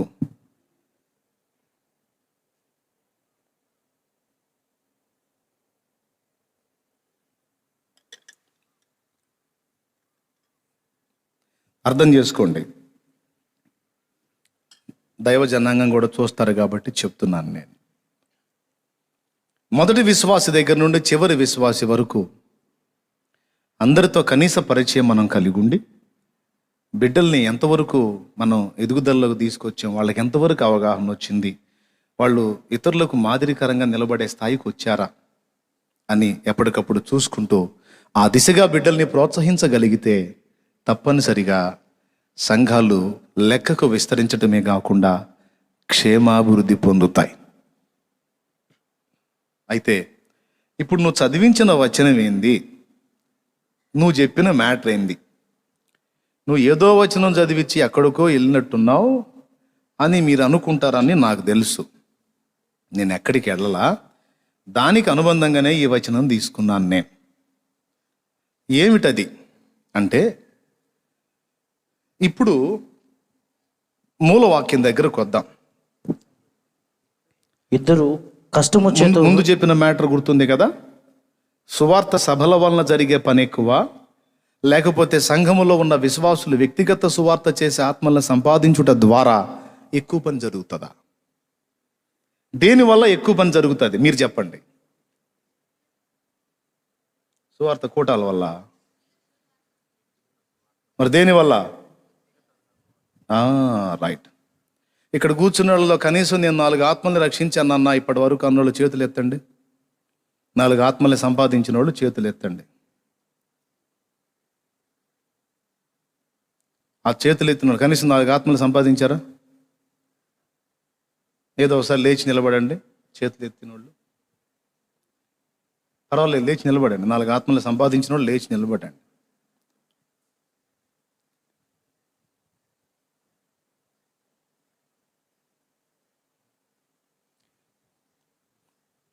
కింద కూర్చున్నోళ్ళు వాళ్ళని చూడండి. మీలాగే కష్టపడ్డారు, మీలాగే సహవాసానికి వచ్చారు, మీలాగే ప్రభు బలలో చేస్తున్నారు, మీలాగే కుటుంబాలను నడిపించుకుంటున్నారు. అయితే అదే సమయంలో దేవుని పని, దేవుని చిత్తము కూడా వీళ్ళు జరిగిస్తున్నారు. నశించిపోతున్న ఆత్మల రక్షణ కోసం వాళ్ళు చేయగలిగినటువంటి సేవ చేసి, దైవిక ప్రేమ చూపిస్తూ, త్యాగం చేస్తూ, వారికి సత్యాన్ని బోధిస్తూ, వారి కోసం ప్రార్థన చేస్తూ 4 ఆత్మలే కాదు, అనేక ఆత్మల్ని వాళ్ళు దేవుని కొరకు సంపాదించగలిగారు. నిలిచిన వాళ్ళని అబ్జర్వ్ చేయండి మీరు. ఇటుపక్క చూపించు, అది నిలబడ్డటువంటి వాళ్ళని ఇటు స్త్రీలకు వెళ్ళి కూడా చూపించు, అది కూడా చూస్తారు.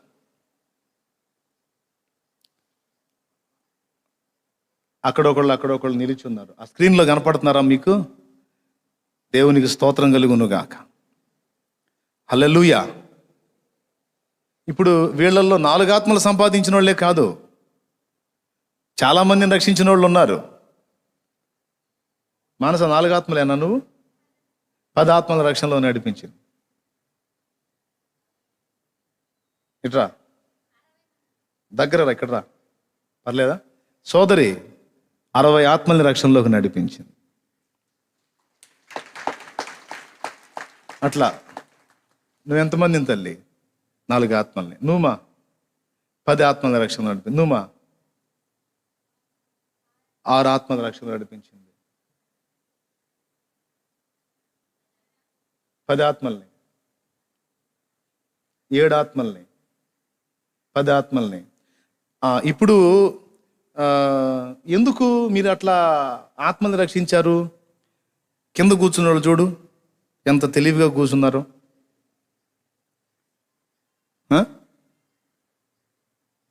మీరు ఎందుకు ఆత్మను రక్షించారయా? పని పాట లేదా మీకు?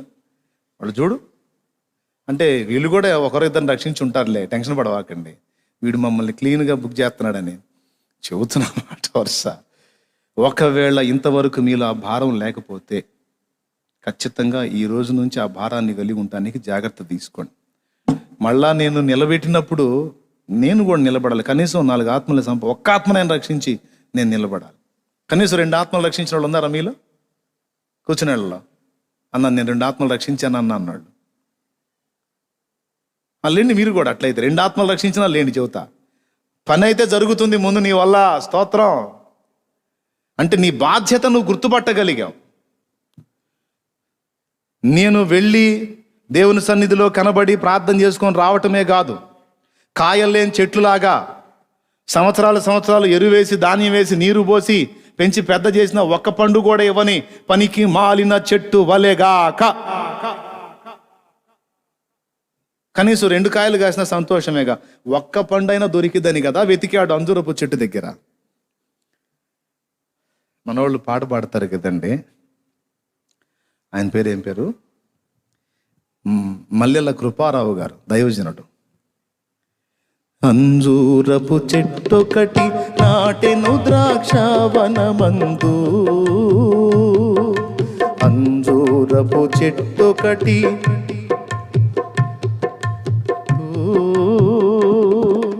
పూతాలేదే పిందెరాదే, ఆకులతో పచ్చగా నుండే, పూతాలేదే పిందెరాదే, ఆకులతో పచ్చగా నుండే, అంజూరపు చెట్టొకటి నాటెను ద్రాక్షావనమందు. ఒక్క పూత పిందె పండు ఒక కాయ అయినా, ఒక్క కాయన్నా దొరికిద్దామని వెతికాడు, ఒక్కడి కూడా దొరకల. మొత్తం ఆకులతో మామూలు సూపర్గా కనపడుతుంది. ఇక నువ్వు ఎప్పటికీ కాపు కాయకుందువుగా కానీ దాన్ని అన్నాడు. చూడటానికేమో భక్తుల్లాగా భక్తురాల్లాగా మనం ఉన్నప్పటికీ మన భక్తి ఇతరులను ప్రభావితం చేయకపోతే, దేవుని కొరకు దేవుని పని చేయడానికి మనం సిద్ధ మనస్కులమై ఆత్మలను కనీసం 4 ఆత్మల్ని సంపాదించకపోతే మనం నిజంగా వెలిగించబడ్డామా లేదన్నది డౌటే. తమ్ముడా ఏమంటున్నారు? వెలిగించబడితే తప్పనిసరిగా 4 దీపాలు మన వల్ల వెలుగుతాయి. గుర్తుపెట్టుకొని ఛాలెంజ్గా తీసుకొని ఆత్మల సంపాదన కొరకు ప్రయాసపడండి, మాదిరి ఇవ్వండి, ప్రేమ చూపండి, ప్రార్థించండి, సత్యము నేర్పండి, వ్యక్తిగతంగా మనుషులతో వ్యవహరించండి, మాట్లాడండి, హృదయంలో భారంతో నింపబడి దేవుని పని జరిగించండి. దేవుని కొరకు భారంతో కష్టపడ్డ వీరెవ్వరిని దేవుడు వదిలిపెట్టలేదు.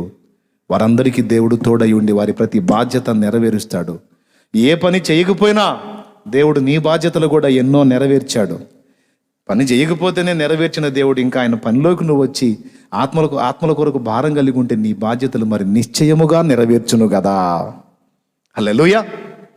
కాబట్టి ఈ మాదిరిని మీరందరూ కూడా స్వీకరిస్తారని అనుకుంటున్నాను. ఆమేన్.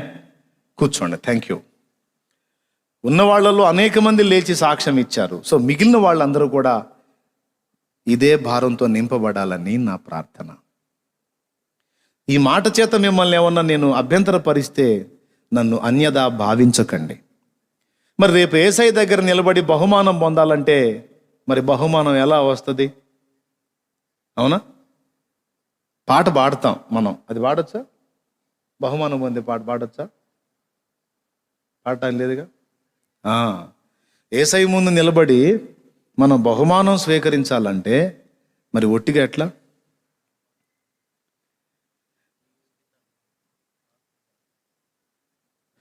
దేవునికి మహిమ. కాబట్టి మనందరం పరలోక దర్బార్లో చేరి మహనీయుని యొక్క బహుమానం పొందాలంటే అందరూ కూడా ఫలించిన చెట్ల వలె ఉండాలి. కనీసం 4 కాయలు కాసే చెట్టన్నా అయి ఉండాలి. అది మైండ్లో పడే, నేను 4 కాయలు కాదు ఒక 50 కాయలు కాయాలి ప్రభు అని ప్రార్థన చేసుకున్నా. స్తోత్రం. ఎన్ని కాయలు? నా జీవితం మొత్తంలో ఒక 50 కాయలు అయ్యా.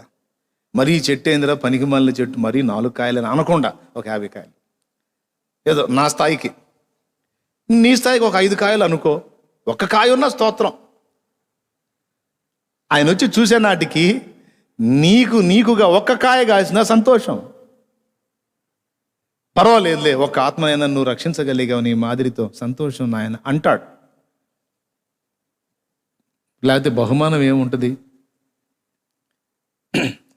ప్రభు అందరికీ అన్ని రకాలుగా కృప చూపమని నా సంగతి ఏంది నాయన అంటే, పరలోకం వచ్చావు చాలు ఇక నోరు మూసుకో అంటాడు.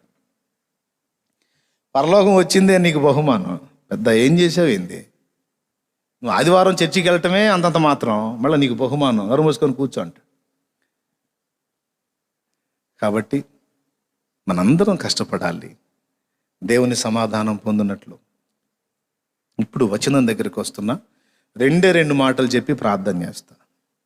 ఇంకెక్కువ చెప్పడానికి సమయం లేదు, మాకు ఓపిక కూడా లేదు. ప్రసంగి గ్రంథము 4వ అధ్యాయము ఓపిక ఉందలే కానీ ఇంకా ఎక్కువ చెప్పాను అనుకో మొత్తం పోతాయి. అందుకని ప్రసంగి గ్రంథము 4వ అధ్యాయం ఒక్కటే ఒక్క మాట చూద్దాం. 9వ వచనం నుంచి. ఇద్దరి కష్టము చేత ఉభయులకు మంచి ఫలము కలుగును గనుక ఒంటిగాడ ఇండుట కంటే 2 కూడి ఇండుట మేలు. వారు పడిపోయినను ఒకడు తన తోటి వారిని లేవనెత్తును. అయితే ఒంటరిగాడు పడిపోయిన ఎడల వానికి శ్రమయే కలుగును, వాని లేవనెత్తువాడు లేకపోవును. 2 కలిసి పండుకునే ఎడల వారికి వెట్ట కలుగును. ఒంటరిగానికి వెట్ట ఎలాగు పుట్టును? ఒంటరి యొక నొకని మీద మరి ఒకడు పడిన ఎడల 2 కూడి వాడిని ఎదిరింపగలరు. 3 పేటల త్రాడు త్వరగా దిగిపోదు కదా. దేవునికి స్తోత్రం కలుగును గాక. ఇక్కడ ఈ మాట నేను ఎందుకు చదివించానంటే, ఈ ఆత్మల సంపాదనలో భాగంగానే మరొక కొత్త ప్రక్రియ. వినండి బాగా, ఈ ఒక్క మ్యాటర్ వినండి, ఇక నేను ప్రార్థన చేస్తాను. అంటే మీకేదో ఇబ్బంది కలిగినందున ప్రార్థన చేస్తానని చెప్పట్లా, నా సమయం నేను ముగిస్తా.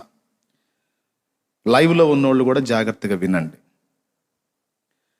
విశ్వాసులు దేవుని సన్నిధికి వెళ్ళేటప్పుడు ఏ ఫ్యామిలీకి ఆ ఫ్యామిలీ ఎవరికి వాళ్ళు సింగిల్గా వెళ్తారు. ఒక్కొక్క సమాజంలో 4-5 దేవుణ్ణి నమ్ముకున్న కుటుంబాలు ఉంటాయి. ఒక బజార్లో 4-5 దేవుణ్ణి నమ్ముకున్న కుటుంబాలు ఉంటాయి. ఓ పల్లెటూరులో కొన్ని కుటుంబాలు ఉంటాయి. పల్లెటూరులో కావచ్చు, పట్టణంలో కావచ్చు, ఆయా బజార్లలో కావచ్చు, వీధులలో కావచ్చు, కనీసం దేవుణ్ణి నమ్ముకున్న 2 కుటుంబాలు సమీపంలో ఉంటే ఈ 2 కుటుంబాల్లో కనీసం 4 వ్యక్తులు ఒక చిన్న ప్రార్థనా గుంపుగా, ప్రార్థనా బృందంగా ఆ సమాజ రక్షణ కొరకు రోజులో ఒక సమయం కలిసి ప్రార్థించేటువంటి ఏర్పాటు చాలా ఉత్తమమైనది. బాగా గమనించాలి. ప్రభు మత్తయి సువార్తలో ఒక మాట చెప్పాడు. ఎక్కడ నా నామమున 2-3 కూడి ఉందురో వారి మధ్యలో నేనుంటానని వాగ్దానం చేశాడు. భూమి మీద 2 ఏకీభవించి అడుగు దానిని 2 ఏకీభవించి అడిగేదాన్ని నేను అనుగ్రహిస్తాననే మాట కూడా యేసయ్య మాట్లాడాడు. ఇది మత్తయి సువార్తలోనే ఉంది. ఎంతమందికి తెలుసు మీలో? ఓ మస్తు సార్లు చూసుంటారు. 18వ అధ్యాయం ఒకసారి తీసుకోండి. మత్తయి సువార్త 18వ అధ్యాయము 20వ వచనం చూడండి. ఏలయనగా 2-3 నా నామమున ఎక్కడ కూడి ఉందరో అక్కడ నేను వారి మధ్యన ఉందునని చెప్పాను. దేవునికి స్తోత్రం కలుగును గాక. 19వ వచనం చదువు. మరియు మీలో 2 తాము వేడుకొను దేనిని గూర్చి అయినను భూమి మీద ఏకీభవించిన ఎడల, 2 ఏకీభవించి వేడుకునేది ఏదైనా అది పరలోకమందున నా తండ్రి వలన వారికి దొరుకునని మీతో చెప్పుచున్నాను. ఇదొక మాట. 2 ఏకీభవించి అడిగినది దొరుకుతుంది. 2-3 ఎక్కడైతే యేసు నామంలో కూడి ఉంటారో వారి మధ్యలో ఆయన ఉంటానని ఆయన మాట ఇచ్చాడు. దేవునికి స్తోత్రం కలుగును గాక. హల్లెలూయా. ఇదైతే మనకి మస్తు తెలుసు. పాటలు కూడా ఉన్నాయి ఈ మాట మీద. తంబుర సితారనాదముతో క్రీస్తును వేడగరారండి, 2-3 కూడిన చోట ఉంటానని నా స్వామియే. తంబుర సితారనాదముతో క్రీస్తును వేడగరారండి, 2-3 కూడిన చోట ఉంటానని నా స్వామియే. తంబుర సితారనాదముతో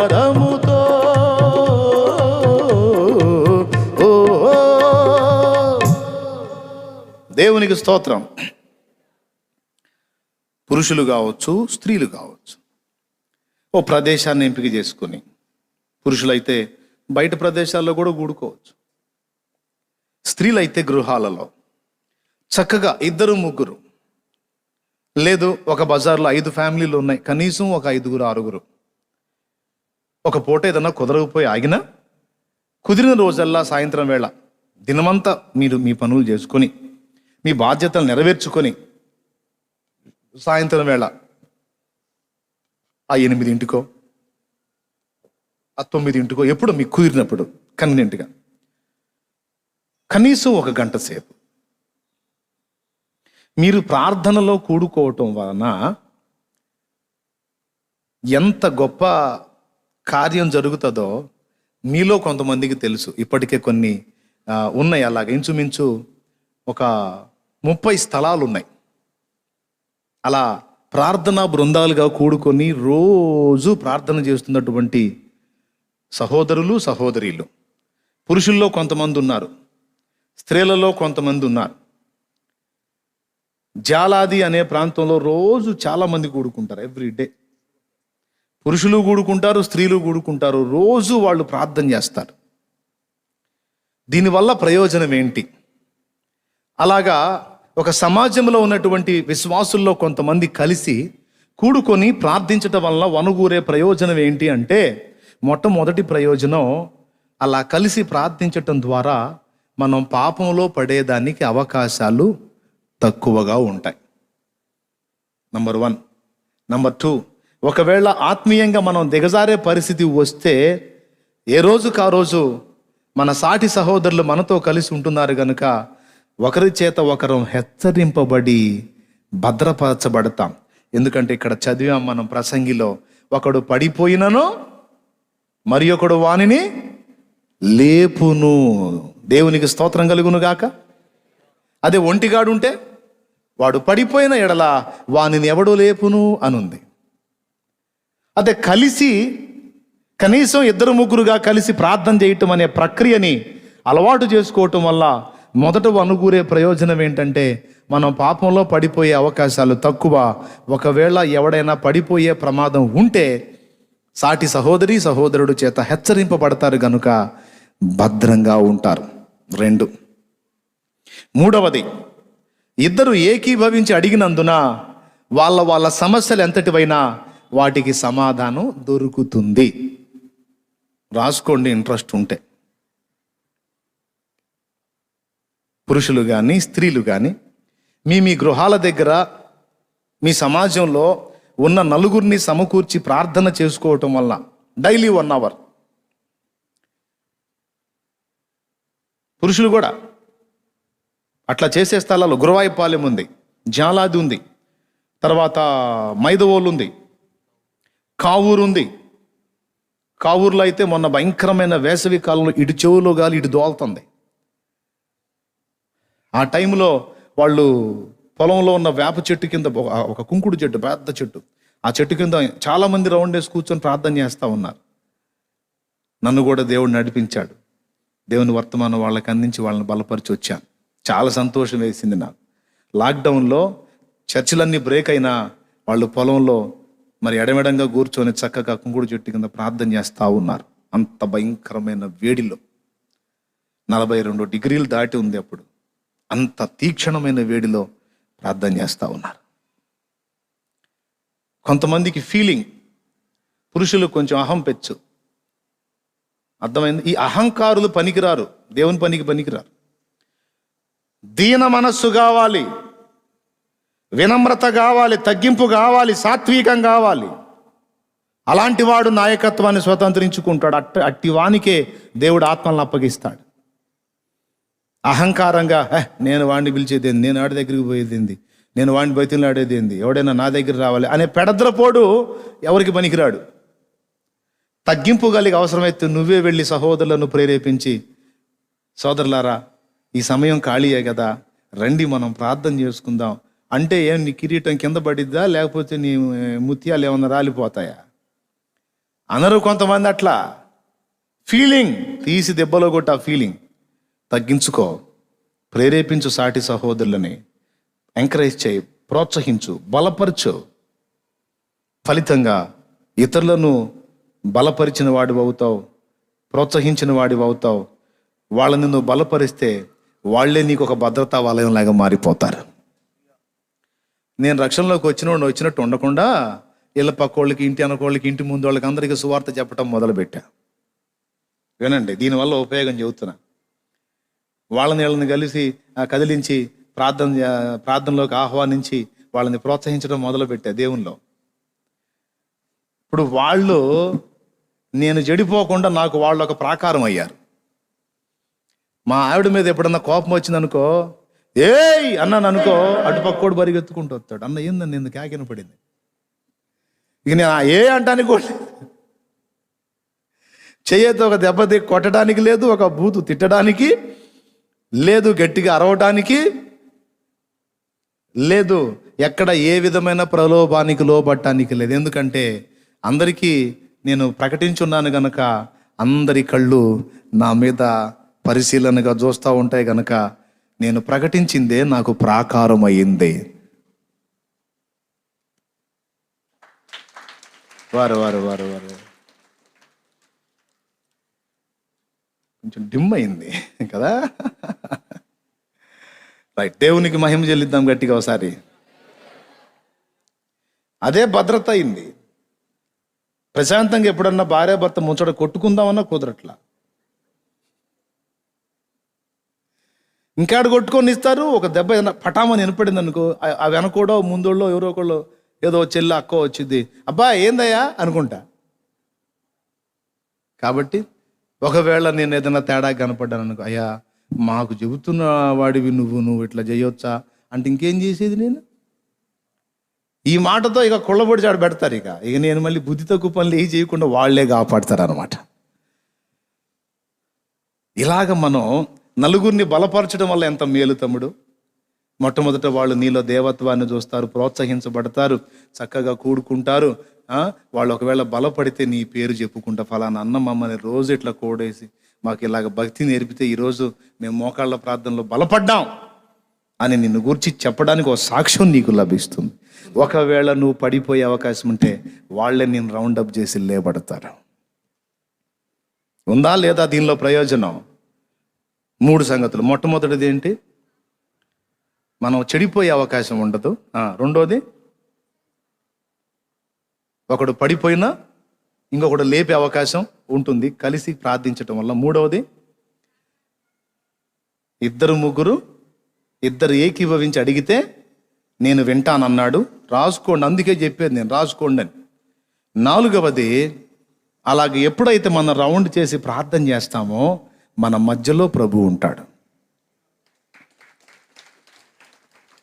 అక్కడికి ఆయన సన్నిధి దిగొచ్చింది. ఫలితంగా ప్రభు ఎక్కడైతే ఉన్నాడో అక్కడ ఆయన నామం హెచ్చింపబడిద్ది కనుక, ఆయన పైకెత్తబడతాడు కనుక ఆ రౌండ్లోకి అన్యుల్ని కూడా ఆకర్షిస్తాడు ఆయన. ఉంది ఆ మాట బైబిల్లో. చూడు, అపోస్తలుల కార్యం 2వ అధ్యాయము 43 నుంచి వరుసపెట్టి చదువు, చకచకా చదువు. అప్పుడు ప్రతివానికి భయము కలిగెను, మరియు అనేక మహత్కార్యములను సూచక్రియలను అపోస్తలుల ద్వారా జరిగెను. విశ్వసించిన వారందరూ ఏకముగా కూడి తమకు కలిగినదంతయు సమిష్టిగా ఉంచుకొనిరి. ఇదియుగాక వారు తమ చర స్థిరాస్తులను, విశ్వసించిన వారందరూ ఏకముగా కూడి అన్న మాట బ్రాకెట్ చేసుకో, చదువు. ఇదియుగాక వారు తమ చర స్థిరాస్తులను అమ్మి అందరికిని వారి వారి అక్కరి కొలది పంచిపెట్టిరి. మరియు వారు ఏక మనస్కులై ప్రతిదినము దేవాలయంలో తప్పక కూడుకొనొచ్చు. ప్రతిరోజేమో దేవాలయంలో కూడుకున్నారు, ప్రభు బల్లేమో గృహాలలో తీసుకున్నారు. ఇంటింటా రొట్టె విరుచుచు దేవుని స్తుతించుచు ప్రజలందరి వలన ప్రతిదినము రొట్టె విరవలేదు, ప్రతిదినము దేవాలయములో కూడుకున్నారు. రొట్టె విరిచే సమయం వచ్చినప్పుడు ఇళ్లలో, ఇంటింటా, ఒకసారి ఒక ఇంట్లో, తర్వాత మరో ప్రాంతంలో మరొక ఇంట్లో, అట్లా గృహాలలో రొట్టె విరిచే కార్యక్రమం చేశారంటే ప్రభు బల్ల. ఇది గుర్తుపెట్టుకోవాలి. దేవుని స్తుతించుచు ప్రజలందరి వలన దయ పొందిన వారై, అదుగో దేవుని స్తుతించుచు ప్రజలందరి వలన దయ పొందిన వారై ఆనందముతోనూ నిష్కపటమైన హృదయముతోను ఆహారం పుచ్చుకొనుచుండిరి. మరియు ప్రభు రక్షణ పొందుచున్న వారిని అనుదినము వీళ్ళందరూ కలిసి ఇలాగ ప్రార్థించుచు దైవిక ప్రేమ కలిగి అన్యోన్య ప్రేమతో వర్ధిల్లుతూ ఉంటే చుట్టుపక్కల చూసే వాళ్ళందరికీ కూడా దయ కలిగిందట వారి మీద. ఫలితంగా రక్షణ పొందుతున్న వారు అనేకులు వారితో చేర్చబడ్డారు అని ఉంది. అంటే దీనివల్ల ఏం జరిగిద్దంటే, ఒక ప్రదేశంలో ఒక ప్రార్థనా బృందము ఒక 2 లేక 3 నలుగురుగా ప్రారంభమైంది, రాను బలాభివృద్ధి చెందుతుంది. ఆ సమాజంలో ఒకవేళ క్రీస్తుని ఎరగని వాళ్ళు ఎవరైనా ఉంటే, మనం ప్రార్థన చేస్తున్నాం కనుక వాళ్ళ సమస్యలను బట్టో ఇబ్బందులను బట్టో దేవుని ప్రేరణ పొందిన వారే ఆ అన్యజనులు సైతం వచ్చి మనతో కూర్చొని అక్కడ ప్రార్థనలో వారి సమస్య చెప్పుకొని ప్రార్థనా సాయం పొందటమే కాదు, వ్యక్తిగతంగా అక్కడ మన ద్వారా ఆ ప్రార్థనా గుంపులో వ్యక్తుల ద్వారా సువార్త విని రక్షణలోకి వచ్చిన సాక్ష్యాలు కూడా ఇన్నున్నాయి. దేవునికి స్తోత్రం కలుగును గాక. అందుకే నేను చెప్తున్నా, ఈ శుక్రవారపు వేళ గ్యాదర్ అయిన వాళ్ళందరికీ లైవ్లో ఉన్నటువంటి ఆత్మీయులకు కూడా చెప్తున్నా, మీ సమాజాలలో, మీ బజార్లలో, మీ గ్రామాల్లో, మీ ప్రాంతాల్లో, మీ ప్రదేశాలలో కనీసం రోజుకు 3-4 కూడి ప్రార్థన చేసే అలవాటు ఒకటి ఏర్పరచుకోండి. మీ గృహాలలో, పురుషులైతే బహిరంగ ప్రదేశం, మీకు అనుకూలమైన ప్రదేశాలలో కూడి ప్రార్థించటం. అయితే ఇప్పుడు కరోనా సీజన్ కాబట్టి మాస్కులు, గ్లౌజులు తప్పనిసరిగా మెయింటైన్ చేసి కలిసి ప్రార్థన చేయండి. ఓకే, కానీ దీనికి భయపడి కలిసి ప్రార్థించడం అనే ప్రక్రియను మానొద్దు. తీసుకోవలసిన జాగ్రత్తలు తీసుకొని కలిసి ప్రార్థించటం చేయండి. దానివల్ల చుట్టుపక్కల ఉన్న అన్యజనులు సైతం రక్షణలోనికి వచ్చి ఎన్నో జీవితాలు కట్టబడ్డ సాక్ష్యాలు కోకొల్లలుగా ఉన్నాయి. ఎంతమందికి అర్థమైందండి ఇప్పుడు నేను చెప్పిన ఈ సంగతులు? ఏమర్థమైనాయి? సువార్త సభల, వ్యక్తిగత సువార్త ఏది ఎక్కువ ప్రభావం చూపుతుంది సమాజం మీద? మీరు చెప్పండి. అలాగని సువార్త సభలు వద్దా? దానికి సెకండ్ ప్లేస్. దైవజనుడు వచ్చి సభ పెట్టి ప్రకటించేది సెకండ్. ఫస్ట్ ఏంటంటే నేనే ప్రకటించాలి. చెప్పు, నా బ్రతుకే ఒక సువార్త సభ కావాలి. అది తీర్మానం. అన్యజనులలో నీ వార్తను నా బ్రతుకు ద్వారా ప్రకటింతును. అన్యజనులలో నీ వార్తను నా బ్రతుకు ద్వారా ప్రకటింతును. మాటలు కాక క్రియలతో నేను, మాటలు కాక క్రియలతో నేను నాలో నిన్ను కనపరతును. నాలో నిన్ను కనపరతును. నా ప్రాణం నీవయ్యా, నీ కొరకే నేనయ్యా. నా సర్వం నీవయ్యా, నా ప్రియుడా యేసయ్యా. నా ప్రాణాత్మ శరీరము యేసునికే అంకితం. నా ప్రాణాత్మ శరీరము యేసునికే అంకితం. అంకితం నీకంకితం. నేటి నుండి నా జీవితం అంకితం నీకంకితం. నేటి నుండి నా జీవితం. దేవునికి మహిమ. సంఘములో ఉన్న ప్రతి ఒక్కడు దేవుని పనిముట్టు కావాలి. సంఘములో ఉన్న ప్రతి స్త్రీ, ప్రతి పురుషుడు ఒక ఆర్డినరీ విశ్వాసిలాగా ఏదో వచ్చిపోయే ఆ పైన భక్తి చేసే రకాల్లా కాదు. ప్రతి ఒక్కరు కూడా దేవుని కొరకు పనిచేసేటువంటి పనిముట్లు కావాలి. యేసును వాడుకోవటమే కాదు అక్కడలో, యేసు కొరకు వాడబడాలి. మొదటి వ్యక్తి దగ్గర నుండి చివరి వ్యక్తి దాకా నశించిపోతున్న ఆత్మల కొరకైన భారముతో నింపబడాలి. లైవ్ లో వీక్షిస్తున్న వాళ్ళలో సైతం చెప్తున్నా, ఎన్ని సంవత్సరాలైందో నువ్వు దేవుణ్ణి నమ్మి విశ్వసించి వెంబడించడం మొదలుపెట్టి, ఈరోజు ఇక్కడ కూర్చున్న వాళ్ళనే కాదు నిన్ను కూడా అడిగాను నేను, ఎంతమందిని రక్షణలోకి నడిపించావు? కనీసం నీ సాక్ష్యం కరెక్ట్గా నిలబెట్టుకుని నీ ఫ్యామిలీని పట్టుకోగలిగావా? నీ కుటుంబాన్ని గెలవగలిగావా? దేవునికి స్తోత్రం. నేను చెప్పుకుంటున్నాను, దేవుడు నాకు ఇచ్చిన కృపను బట్టి నా కుటుంబం మొత్తాన్ని గెలుచుకోవటానికి దేవుడు నా కృపనిచ్చాడు. అన్నిటినీ అణుచుకొని, ఆవేశాలు చంపుకొని, ఓర్పు సహనాలతో, పరిశుద్ధ జీవిత సాక్ష్యంతో, దైవిక ప్రేమతో, తగ్గింపుతో, దేవుడు నాకు ఇచ్చిన కృపతో నా కుటుంబాన్ని గెలుచుకోవడానికి దేవుడు నాకు అవకాశం ఇచ్చాడు. ఒక ఛాలెంజ్ నీ ముందు పెడుతున్నా, నువ్వు గెలవలేకపోయావు ఇంకా నీ కుటుంబాన్ని. అదేమంటే వాడు తేడా వీడు తేడా అని ఇతరుల మీద నువ్వు తేడాలు చెప్తావు. నో, నువ్వు తేడా అని నువ్వు అనుకొని నీలో దిద్దుబాట్లు జరగాల్సినవి ఉంటే సరి చేసుకో. ప్రార్థన చెయ్యి. దేవుడిచ్చే జవాబు దేవుడిస్తాడు. ఇవ్వకపోతే మరొక జవాబు అయినా నీకు వచ్చి ఏదో ఒకటి మాత్రం నీకు పరిష్కారం లభిస్తుంది. నీ ప్రార్థన మాత్రం వృధా పోదు. ఉన్నారా? విన్నారా? వినలేదా? దేవునికి మహిమ కలుగునుగాక. నీ కుటుంబాన్ని ఇంకా గెలవలా? నువ్వు మొదలుపెట్టు. ఒక్క ఆత్మను గెలవలేకపోయావు సరైన మాదిరి చూపించి. ఒకసారి ఏమో దేవుని సన్నిధికి వెళ్ళొచ్చినప్పుడేమో దేవదూతలా కనపడుతున్నావు, ఒక రోజు దాటగానే మళ్ళీ రాక్షసత్వం బయటకు వస్తుంది. ఒక పూటేమో వల్లి పద్మం కనపడుతుంది. ఏది కూటంలో ఇట్లా వాక్యం విని వెళ్ళినప్పుడు ఇక ఎట్లా ఉంటుందంటే అంతా వల్లి పద్మం స్టార్ట్ అయింది అన్నట్టు ఉంటుంది. ఒక రోజు అయిపోయేటప్పుడు నేను చెప్పి మర్చిపోతారుగా, ఇక మరుసటి రోజు నుంచి మళ్ళీ బలు రక్కసి చెట్టు అవతారం తయారైద్ది. 5 రోజులు షూటింగ్ అదే మనోళ్ళు చూసేది. వర్తమానం విన్నప్పుడు ఆ పూట ఏదో కాసేపు మండినట్టుగా ఉంటాం కాదో, ఆ మంట స్థిరంగా ఉండాలి.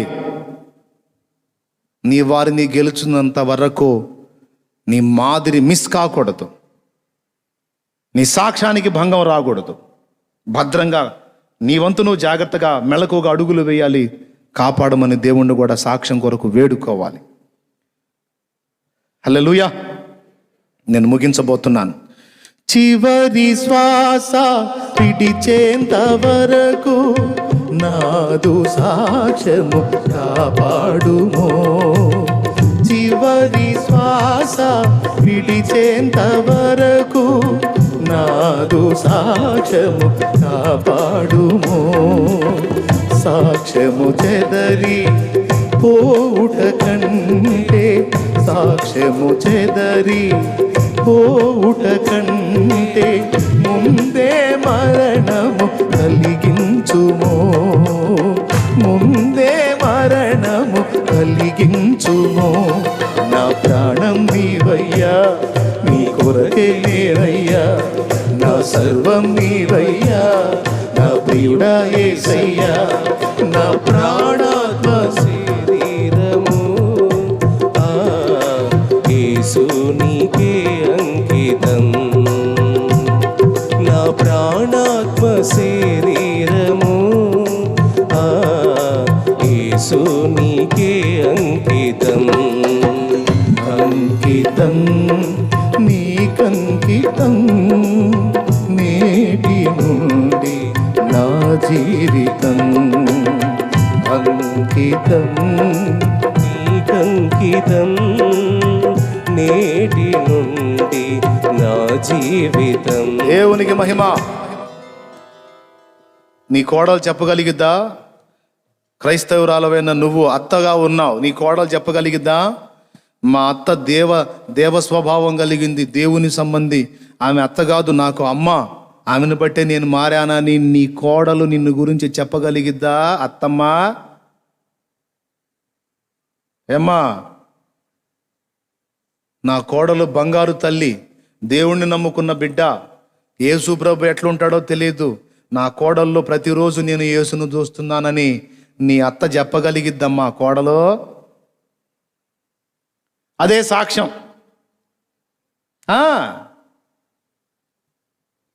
నా భర్త ప్రభు ఎలా ఉంటాడో తెలియదు, కానీ దేవుని ప్రేమ నా భర్తలో నేను చూసి మారానని నీ భార్య చెప్పగలదా?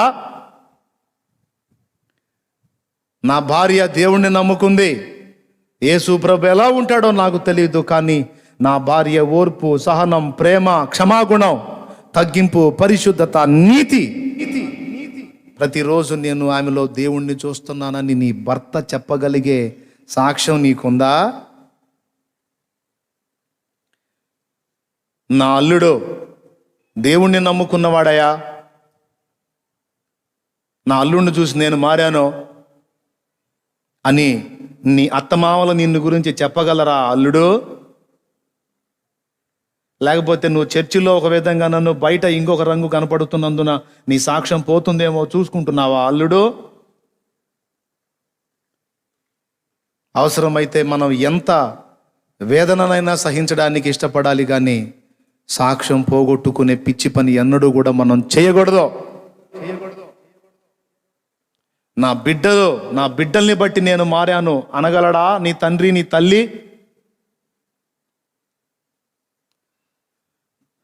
నా తల్లిదండ్రులను బట్టి నేను ప్రభువులోకి వచ్చాను, వాళ్ళు తల్లిదండ్రులు కాదు, నాకు నిజంగా దేవుడే వాళ్ళలో నాకు కనపడుతున్నాడని నీ పిల్లలు చెప్పగలరా? ఓ తల్లి, ఓ తండ్రి,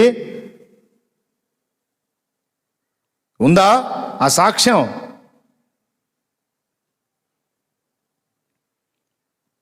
చర్చికి వెళ్ళిద్ది, కానీ ఆ చర్చిలో ఉన్నంతసేపే, ఆ చర్చిలో కూడా ఏం వింటున్నారో ఏమో.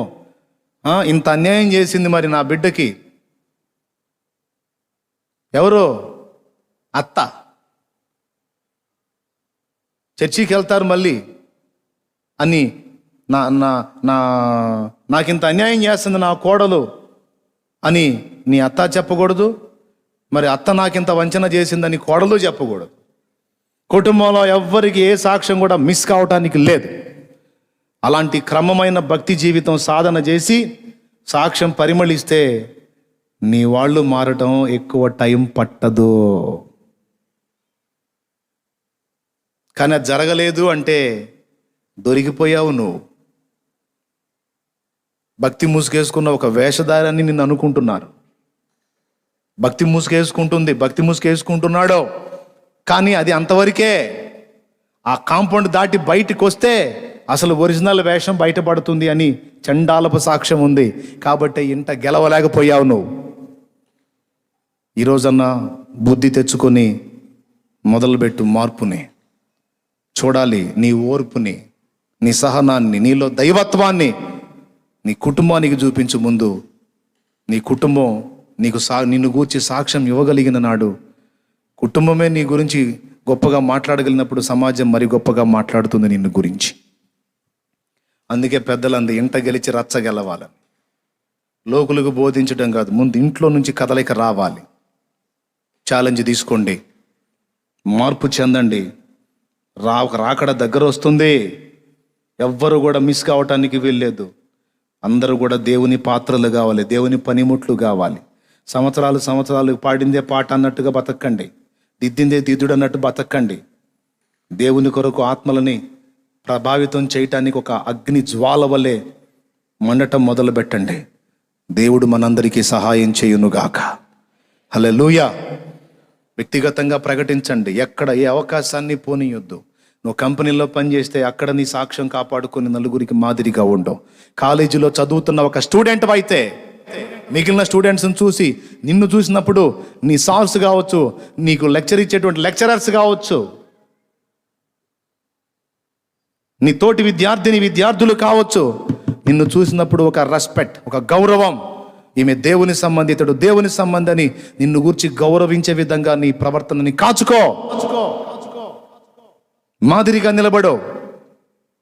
దేవునికి నిర్ణయించబడిన ఆత్మలు అక్కడ ఎవరైనా ఉంటే వాళ్ళు నిన్ను బట్టి పట్టబడతారు. నువ్వు పని చేసే స్థలాలు, వ్యాపారం చేసే స్థలాలు, జాబ్ చేసే స్థలాలు, ఎక్కడైనా సాక్ష్యాన్ని కాపాడుకో, విలువల్ని కాపాడుకో. కక్కుర్తి బుద్ధి ప్రదర్శించవాకు, ప్రలోభిలా కనపడవాకు.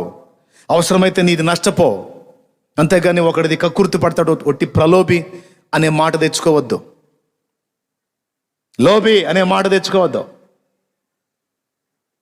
హోటల్కి తీసుకెళ్ళావా నీ ఫ్రెండ్స్ని నువ్వే కట్టు. ముందు నీ దగ్గర పెట్టుకొని కట్టు అనొద్దు. నీ దగ్గర పైసలు ఉంటే తీసుకెళ్ళు. అక్కరలో ఉన్నారా ఆదుకో నీ దగ్గర ఉంటే. తర్వాత చివరిగా ఒక మాట చెప్తున్నాను. ప్రార్థనా బృందంగా మీ కుటుంబాల్లో నలుగురుగా కూడుకునేటప్పుడు గుర్తుపెట్టుకోండి, వేరే గృహాల్లోంచి స్త్రీలు గృహంలోకి వచ్చినప్పుడు ఆ గృహంలో ఉన్న పురుషుల చేత శోధన కలగకుండానట్లు మీరు ఎక్కడైతే కూడుకోవాలనుకున్నారో, ఏ ఇంట్లో అయితే కూడుకోవాలనుకున్నారో ఆ ఇంట్లో పురుషుడు బాధ్యత కోసం వెళ్ళిన సమయం కనునెంటు చూసుకొని, అంటే ఇంట పురుషులు లేనప్పుడు స్త్రీలు కూడుకొని ప్రార్థన చేసుకోండి. ఒకవేళ ఉన్న ఆ పురుషుడు ఉండే గది సపరేట్, మీరు ప్రార్థన చేసుకునే ఏరియా సపరేట్ చూసుకొని కూడుకోండి. అలాంటి కనునెంటు ఉన్న ఇంట్లోనే కూడుకోండి.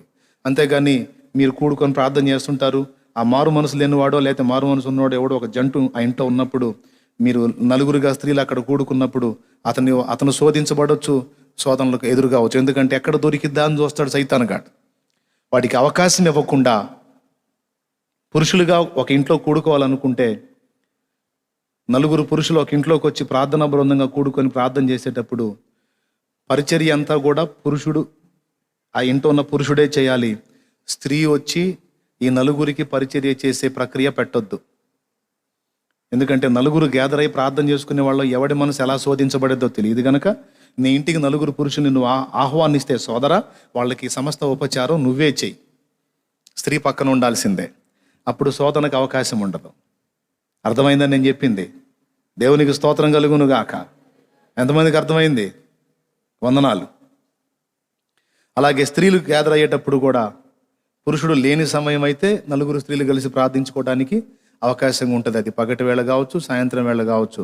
ఒకవేళ పురుషుడు ఇంట ఉన్నా అతను సపరేట్గా ఉండే ఏర్పాటు ఉండాలి. అంటే కనీసం 2 గదులు ఉంటే, ఒక గదిలో ఆ సహోదరుడు ఆయన ప్రార్థన చేసుకుంటాడు, మరో గదిలో మీరు ప్రార్థన చేసుకోవడానికి అవకాశం. ఆ వచ్చినటువంటి ఇంటికి వచ్చిన నలుగురు స్త్రీలు ప్రార్థన చేసుకోవడానికి వచ్చిన స్త్రీలతో పురుషుడు మాట్లాడకూడదు. అర్థమైందా? అలాగే పురుషులు కూడుకొని ప్రార్థన చేసుకోవడానికి ఇంటికి వచ్చినప్పుడు ఆ పురుషులతో స్త్రీ మాట్లాడకూడదు. వాళ్ళ హద్దుల్లో వాళ్ళు ఉన్నట్టయితే ఈ పని ముందుకెళ్తుంది. ఏమాత్రం హద్దులు దాటి సోషలిజం, చనువు, స్వతంత్రం, ఏంది బాగుండారా నిఖిలిచ్చే వ్యవహారం చేస్తే సకిలింపులు తయారవుతాయి. అందుకని దేవుడు గుడి కడితే సైతాన్ కూడా గుడిసె కడతాడని వాడు వెంటాడుతూ ఉంటాడు. వాడికి అవకాశాలు ఇవ్వకుండా జాగ్రత్తలు తీసుకోండి, అర్థమైతే ధన్యులు. కాబట్టి టోటల్గా అందరం ఏం కావాలి? కాయలున్న చెట్లాగా ఉండాలా, కాయలు లేని చెట్లాగా ఉండాలా? ఫలించే చెట్టు వలె ఉండాలి. రైట్. దేవుడు మనందరికీ ఆ కృపను అనుగ్రహించునుగాక. రండి మోకాళ్ళ మీదకి. ఈ కడవరి దినాల్లో ఏది అవసరమో ఆ సందేశమే నువ్వు ఇవ్వు నాయనా అని పరిశుద్ధాత్మ దేవుణ్ణి వేడుకొని నేను ఇక్కడికి వచ్చాను. రండి ప్రార్థన చేసుకుందాం. ప్రార్థన చేసుకుందాం. అందరూ కూడా మోకాళ్ళ మీదకి వచ్చండి. లైవ్లో వీక్షిస్తున్న వాళ్ళు సైతం మోకాళ్ళ మీదకి వచ్చేయండి. ఇంకా సమయం అయిపోయింది, చాలా సమయం మాట్లాడాను. దేవుని ఆత్మ ప్రేరణతో నా అనుభవాలు చెప్పాను. ప్రార్థన చేసుకుందామా? అందరం కూడా అవునయ్యా, ఒప్పుకో, నీ తప్పులు ఒప్పుకో. కనీసం ఇక నుంచి అన్న మార్పు చెందు. నేను మంచిదాన్ని, ఎదుటోళ్లే తేడా అనవాకు. వాళ్ళ తేడా అయితే దేవుడు చూసుకుంటాడు. ముందు నీ కంట్లో పెద్ద దూలం పెట్టుకుని ఎదుటోళ్ళ మీద నెపాలు మోపుతున్నావు. ఎదుటోళ్ళ కళ్ళలో నలుసులే కనపడుతుంది, నీ కంట్లో దూలం కనపడుతుంది. దేవునికి చక్కదిద్దుకో. సంవత్సరాలు గడిచిపోతున్నా 4 ఆత్మల్ని సంపాదించిన సాక్ష్యం లేకుండా ఏం బ్రతుకుతున్నావు? ఏం భక్తి చేస్తున్నావు? ఎదుటి ఆత్మల్ని ప్రభావితం చేయలేనప్పుడు, ఎదుటి వాళ్ళకు మాదిరి ఇవ్వలేనప్పుడు నీ భక్తి ఏమాత్రంది? ప్రార్థన చేయి. స్తోత్రమయ్యా, స్తోత్రమయ్యా, స్తోత్రమయ్యా, స్తోత్రమయ్యా. తండ్రి నీకు వందనాలు. అందరం కూడా ప్రార్థనలో ఉందాం. అందరం ప్రార్థనలో ఉందాం. చేయండి, ప్రార్థన చేయండి, ఎలుగెత్తి ప్రార్థన చేయండి. ఇంతవరకు సాక్ష్యం అభ్యంతరం అయి ఉంటే ఇక నుంచి అన్నా సరి చేసుకో. దేవ స్వభావాన్ని చూపించు, దేవత్వాన్ని చూపించు. నీలో పశుత్వాన్ని, మృగత్వాన్ని, రాక్షసత్వాన్ని చూపివాకో. చంపేసే వాటిని. బలు రక్కసి చెట్లలో ఉన్నప్పటికీ నీ వల్లి పద్మం దాని నైజాన్ని అది కోల్పోదు. నువ్వు ఎలాంటి మనుషుల మధ్యలో, క్రూరుల మధ్యలో ఉన్న నీ నైజాన్ని నువ్వు కోల్పోకూడదు. ప్రార్థన చేయి. నిన్నేమంటున్నాడు యేసయ్యా? బలు రక్కసి చెట్లలో వల్లి పద్మము కనబడినట్లు స్త్రీలలో నా ప్రియురాలు కనబడుచున్నదన్నాడు. తమ్ముడా, దుర్మార్గుల మధ్యలో నువ్వు దుర్మార్గుడివి కాకూడదు. చెల్లెమ్మ, దుర్మార్గురాండ్ర మధ్యలో నువ్వు దుర్మార్గురాలివి కాకూడదు. నువ్వు యేసయ్య సొత్తు. ప్రాణప్రియుడు నిన్ను గురించి అద్భుత సాక్ష్యం ఇస్తున్నాడు. సాక్ష్యానికి తగిన పరిమళాన్ని కలిగి ఉండవు. స్తోత్రం. హల్లెలూయా, హల్లెలూయా, హల్లెలూయా. ప్రార్థన చేసుకుందాం. మన మధ్యలో దైవజనులు దావీదన్న గారు ప్రార్థన చేస్తారు. స్తోత్రాలు, స్తోత్రాలు, స్తోత్రములు, స్తోత్రములు. ప్రభువా, మీకే కృతజ్ఞతాస్తుతులు చెల్లిస్తా ఉన్నాం. మధ్యాహ్న వేళ ఇదిగో మీ దాసుని ద్వారా అనేక సంగతులు మాతో మాట్లాడారు. అందుని బట్టి స్తోత్రాలు. సువార్త కూటముల ద్వారా జరిగే పరిచర్య కంటే వ్యక్తిగత సువార్త ద్వారా జరిగే పరిచర్య, ఆత్మల రక్షణ ఎక్కువైనదని నా ప్రభు, ఇదిగో అంత్య దినాల్లో అట్టి పరిచర్య ద్వారానే సంఘము క్షేమాభివృద్ధి నందవలసి ఉందని మీరు మరొక మారు హెచ్చరించినందుకు వందనాలు. పురికొల్పినందుకు స్తోత్రాలు ప్రభు. విన్న ప్రతి ఒక్కరూ రేపబడినట్లు సహాయం చేయండి. ఇప్పటికే ఇదిగో నాయన కొందరిని రక్షించామని సాక్ష్యం ఇచ్చిన బిడ్డలను దీవించి ఇంకా అనేకుల్ని పట్టుకుని అనేకులకి చెప్పగల సామర్థ్యము వారికి దయచేయండి. మేము కూడా అలాగనే ప్రయాసపడాలని ఆశపడిన ప్రతి ఒక్కరిని మీరు బలపరచండి ప్రభు. 2, 3 ఏకీభవించిన వారి మధ్య ఉంటానని వాగ్దానం చేసిన దేవా, ప్రతి ఒక్కరిని దర్శించండి. ప్రతి ఒక్కరు కూడా ఏకీభవించి ప్రార్థించినట్లు పరిశుద్ధాత్మదేవ మీరే నడిపించమని ప్రార్థన చేస్తూ ఉన్నాం. దిగో వారి 2 ఏకీభవించేటిని బంధిస్తారో వాటిని బంధించండి నాయనా, నీకు వందనాలు అయ్యా. ఈ పరిచయను విస్తరింపజేయండి. ప్రతి ఒక్కరూ సాక్షి జీవితం కలిగి పరిమళించే కృప అనుగ్రహించమని, వాక్యమిత్రుని మీ దాసునికి ఇంకాను 2 అభిషేకమును అయా మంచి ఆరోగ్యాన్ని మీరు దయచేయమని మీకే వందనాలు, కృతజ్ఞతాస్తుతులు చెల్లిస్తూ యేసుక్రీస్తు నామములో ప్రార్థిస్తున్నాను తండ్రి. ఆమేన్. హల్లెలూయా.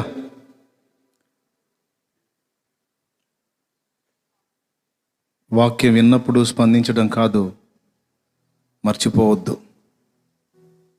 ఈరోజు ఒక తీర్మానంతో ఇక్కడి నుంచి మీరు బయటికి వెళుతున్నారు. ఆ తీర్మానం స్థిరంగా ఉండేటట్టు జాగ్రత్త తీసుకోండి. లైవ్లో వీక్షిస్తున్న వాళ్ళు సైతం, లైవ్లో ఉన్నోళ్ళు కూడా సమాధానం ఇవ్వండి. ఇక నుంచి అన్న ఆత్మల సంపాదన కొరకు భారం కలిగి ఉంటారా? వ్యక్తిగత సువార్త ద్వారా అనేక ఆత్మల్ని సంపాదించడానికి పూనుకుంటారా? సమాధానం ఇవ్వండి నాకు. ఇక నుంచి అన్న సాక్ష్యాన్ని కాపాడుకుంటారా? అన్యజనులకు కావచ్చు, కుటుంబానికి కావచ్చు, బంధువులకు కావచ్చు మాదిరికరంగా బ్రతుకుతారా? నిన్ను చూసి చేతులెత్తి నమస్కరించేటట్టు, వందనాలు చెప్పేటట్టు బ్రతుకుతావా? దేవత్వం నీవు చూపించు. దేవుని ప్రేమ, ఓర్పు, సహనం, త్యాగం, క్షమాగుణం, పరిశుద్ధత, నీతి ప్రవర్తన, మనుషుల ఎదుట మీ వెలుగు ప్రకాశించనీయండి అని యేసయ్య చెప్పిన మాట అదే. సత్క్రియలు అనే వెలుగు మనది, సమాజానికి ప్రకాశించాలి. సన్నిధిలో ఉన్నప్పుడు దేవదూతల్లాగా, ప్రక్కకెళ్ళినప్పుడు దయ్యాల్లాగా బతకూడదు. ఇంట బయట ఒకే జీవితం, సన్నిధిలోను వెలపట కూడా ఒకే జీవితం కలిగి ఉండేటట్టు మనం శ్రద్ధ నిలుపుదాం, జాగ్రత్త తీసుకుందాం. ఎన్ని అవకాశాలు ఉంటే అన్ని అవకాశాల ద్వారా మనం సువార్త ప్రచురం చేద్దాం, ప్రజలకు సత్యాన్ని అందిద్దాం. ప్రార్థనా విజయాలు చూస్తున్నారా? చూడండి, అవి అన్య జనులకు కూడా ఉపయోగపడతాయి. మీ ఇంట్లో స్పీకర్ ఉంటే, సీడీ ప్లేయర్ ఉంటే, లేకపోతే ఇంకా వేరే అవకాశాలు వచ్చినాయి. చిన్న చిన్న మెమరీస్ ద్వారా, మెమరీ కార్డ్స్ ద్వారా కూడా ఇతరులకు మనం స్పీకర్స్ పెట్టి ప్రకటించవచ్చు. ప్రార్థనా విజయాల ద్వారా మీరు కొంతమంది కొన్ని సంగతులు నాకు చెప్తా ఉన్నారు. స్పీకర్స్ పెట్టి బాకాల్లో పెట్టి కూడా బయట పెడుతున్నామన్న సాయంత్రం వేళ హాయిగా వింటా ఉన్నారు. యథార్థంగా జరిగిన సంఘటనలు చక్కగా వాడండి వాటిని. అందుకే నేను తిప్పలు పడుతుంది. అన్ని జనులు సైతం వాటిని విన్నప్పుడు ఆలోచనలో పడతారు. మనం కూడా ఇబ్బందుల్లో ఉన్నప్పుడు ప్రభువుకి ఇలాగ ప్రార్థన చేసుకుంటే మనకు కూడా సమాధానం వస్తుంది కదా అని ఆలోచనలో పడతారు. లేకపోతే వాళ్ళే నీ దగ్గరకు వచ్చి నిన్ను కలిసి మా కోసం కూడా ప్రార్థన చేయండి అని అడుగుతారు. కాబట్టి ప్రార్థనా విజయాలే కావచ్చు, వర్తమానాలే కావచ్చు, ఇది ఉపయోగపడుతుంది. ఈ వర్తమానం నిజంగా అన్యులకు అందాలి అనుకున్నవన్నీ కూడా వారికి మీరు షేర్ చేయొచ్చు. అదొక సేవలాగా ఇతరులకు మీరు దీన్ని పంపిణీ చేయొచ్చు, పరిచయం చేయొచ్చు. అదొక పరిచర్యలాగా కనీసం 10 మంది ఆత్మల్ని మనం ఈ సత్యం అందేటట్టు శ్రద్ధ నిలపగలిగితే ఎంత బాగుండును. నన్ను వెంబడించేవాళ్ళు, నన్ను ప్రేమించేవాళ్ళు, నా నోట దేవుని సత్యం ఉందని గుర్తించిన వాళ్ళు కనీసం 10 మందికి పరిచయం చేయగలిగితే, ఇంకా నీకు అవకాశం ఉంటే ఎంతమందికైనా పరిచయం చేయగలిగితే వాళ్ళందరూ కూడా ఆత్మీయంగా ప్రోత్సహించబడతారు, బలపరచబడతారు, రక్షణలోకి వస్తారు, దేవుని పనిముట్లుగా తయారవుతారు. కనుక ఇదంతా జరుగుతుంది కనుక తప్పనిసరిగా మీకు చేతనైనంత మటుకు ఈ పరిచర్యలో ఇతరులను కూడా పాలిభాగస్తులుగా చేసి మీరు నాకు తోడ్పాటుగా ఈ పనిలో ఎంకరేజింగ్గా, ప్రోత్సాహకరంగా ఉంటారని నేను కోరుకుంటున్నాను.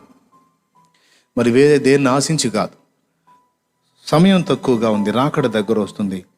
దేవుడు మనకిచ్చిన ఈ అధునాతన విధానాల్లో ఎక్కువ మందిని మనం దేవుని కొరకు సంపాదించాలి. పాత వ్యవసాయ పద్ధతులు కాదు, ఇప్పుడు ఆ నూతన పద్ధతులు అన్నట్టు ఈ నూతన కోణం. ఇది నూతన కోణం ఏం కాదు, అపోస్తలులు చేసిన కోణం. వ్యక్తిగతంగా వాళ్ళు వెళ్ళిన స్థలాలన్నీ కూడా ప్రభావితమైనాయి. కాబట్టి మీరందరూ కూడా అలా బలపడతారని, ఆత్మీయంగా వర్ధిల్లుతారని, దేవుని కొరకు ఇక నుంచి మండుతారని కోరుకుంటూ అందరికి వందనాలు చెల్లిస్తున్నాను.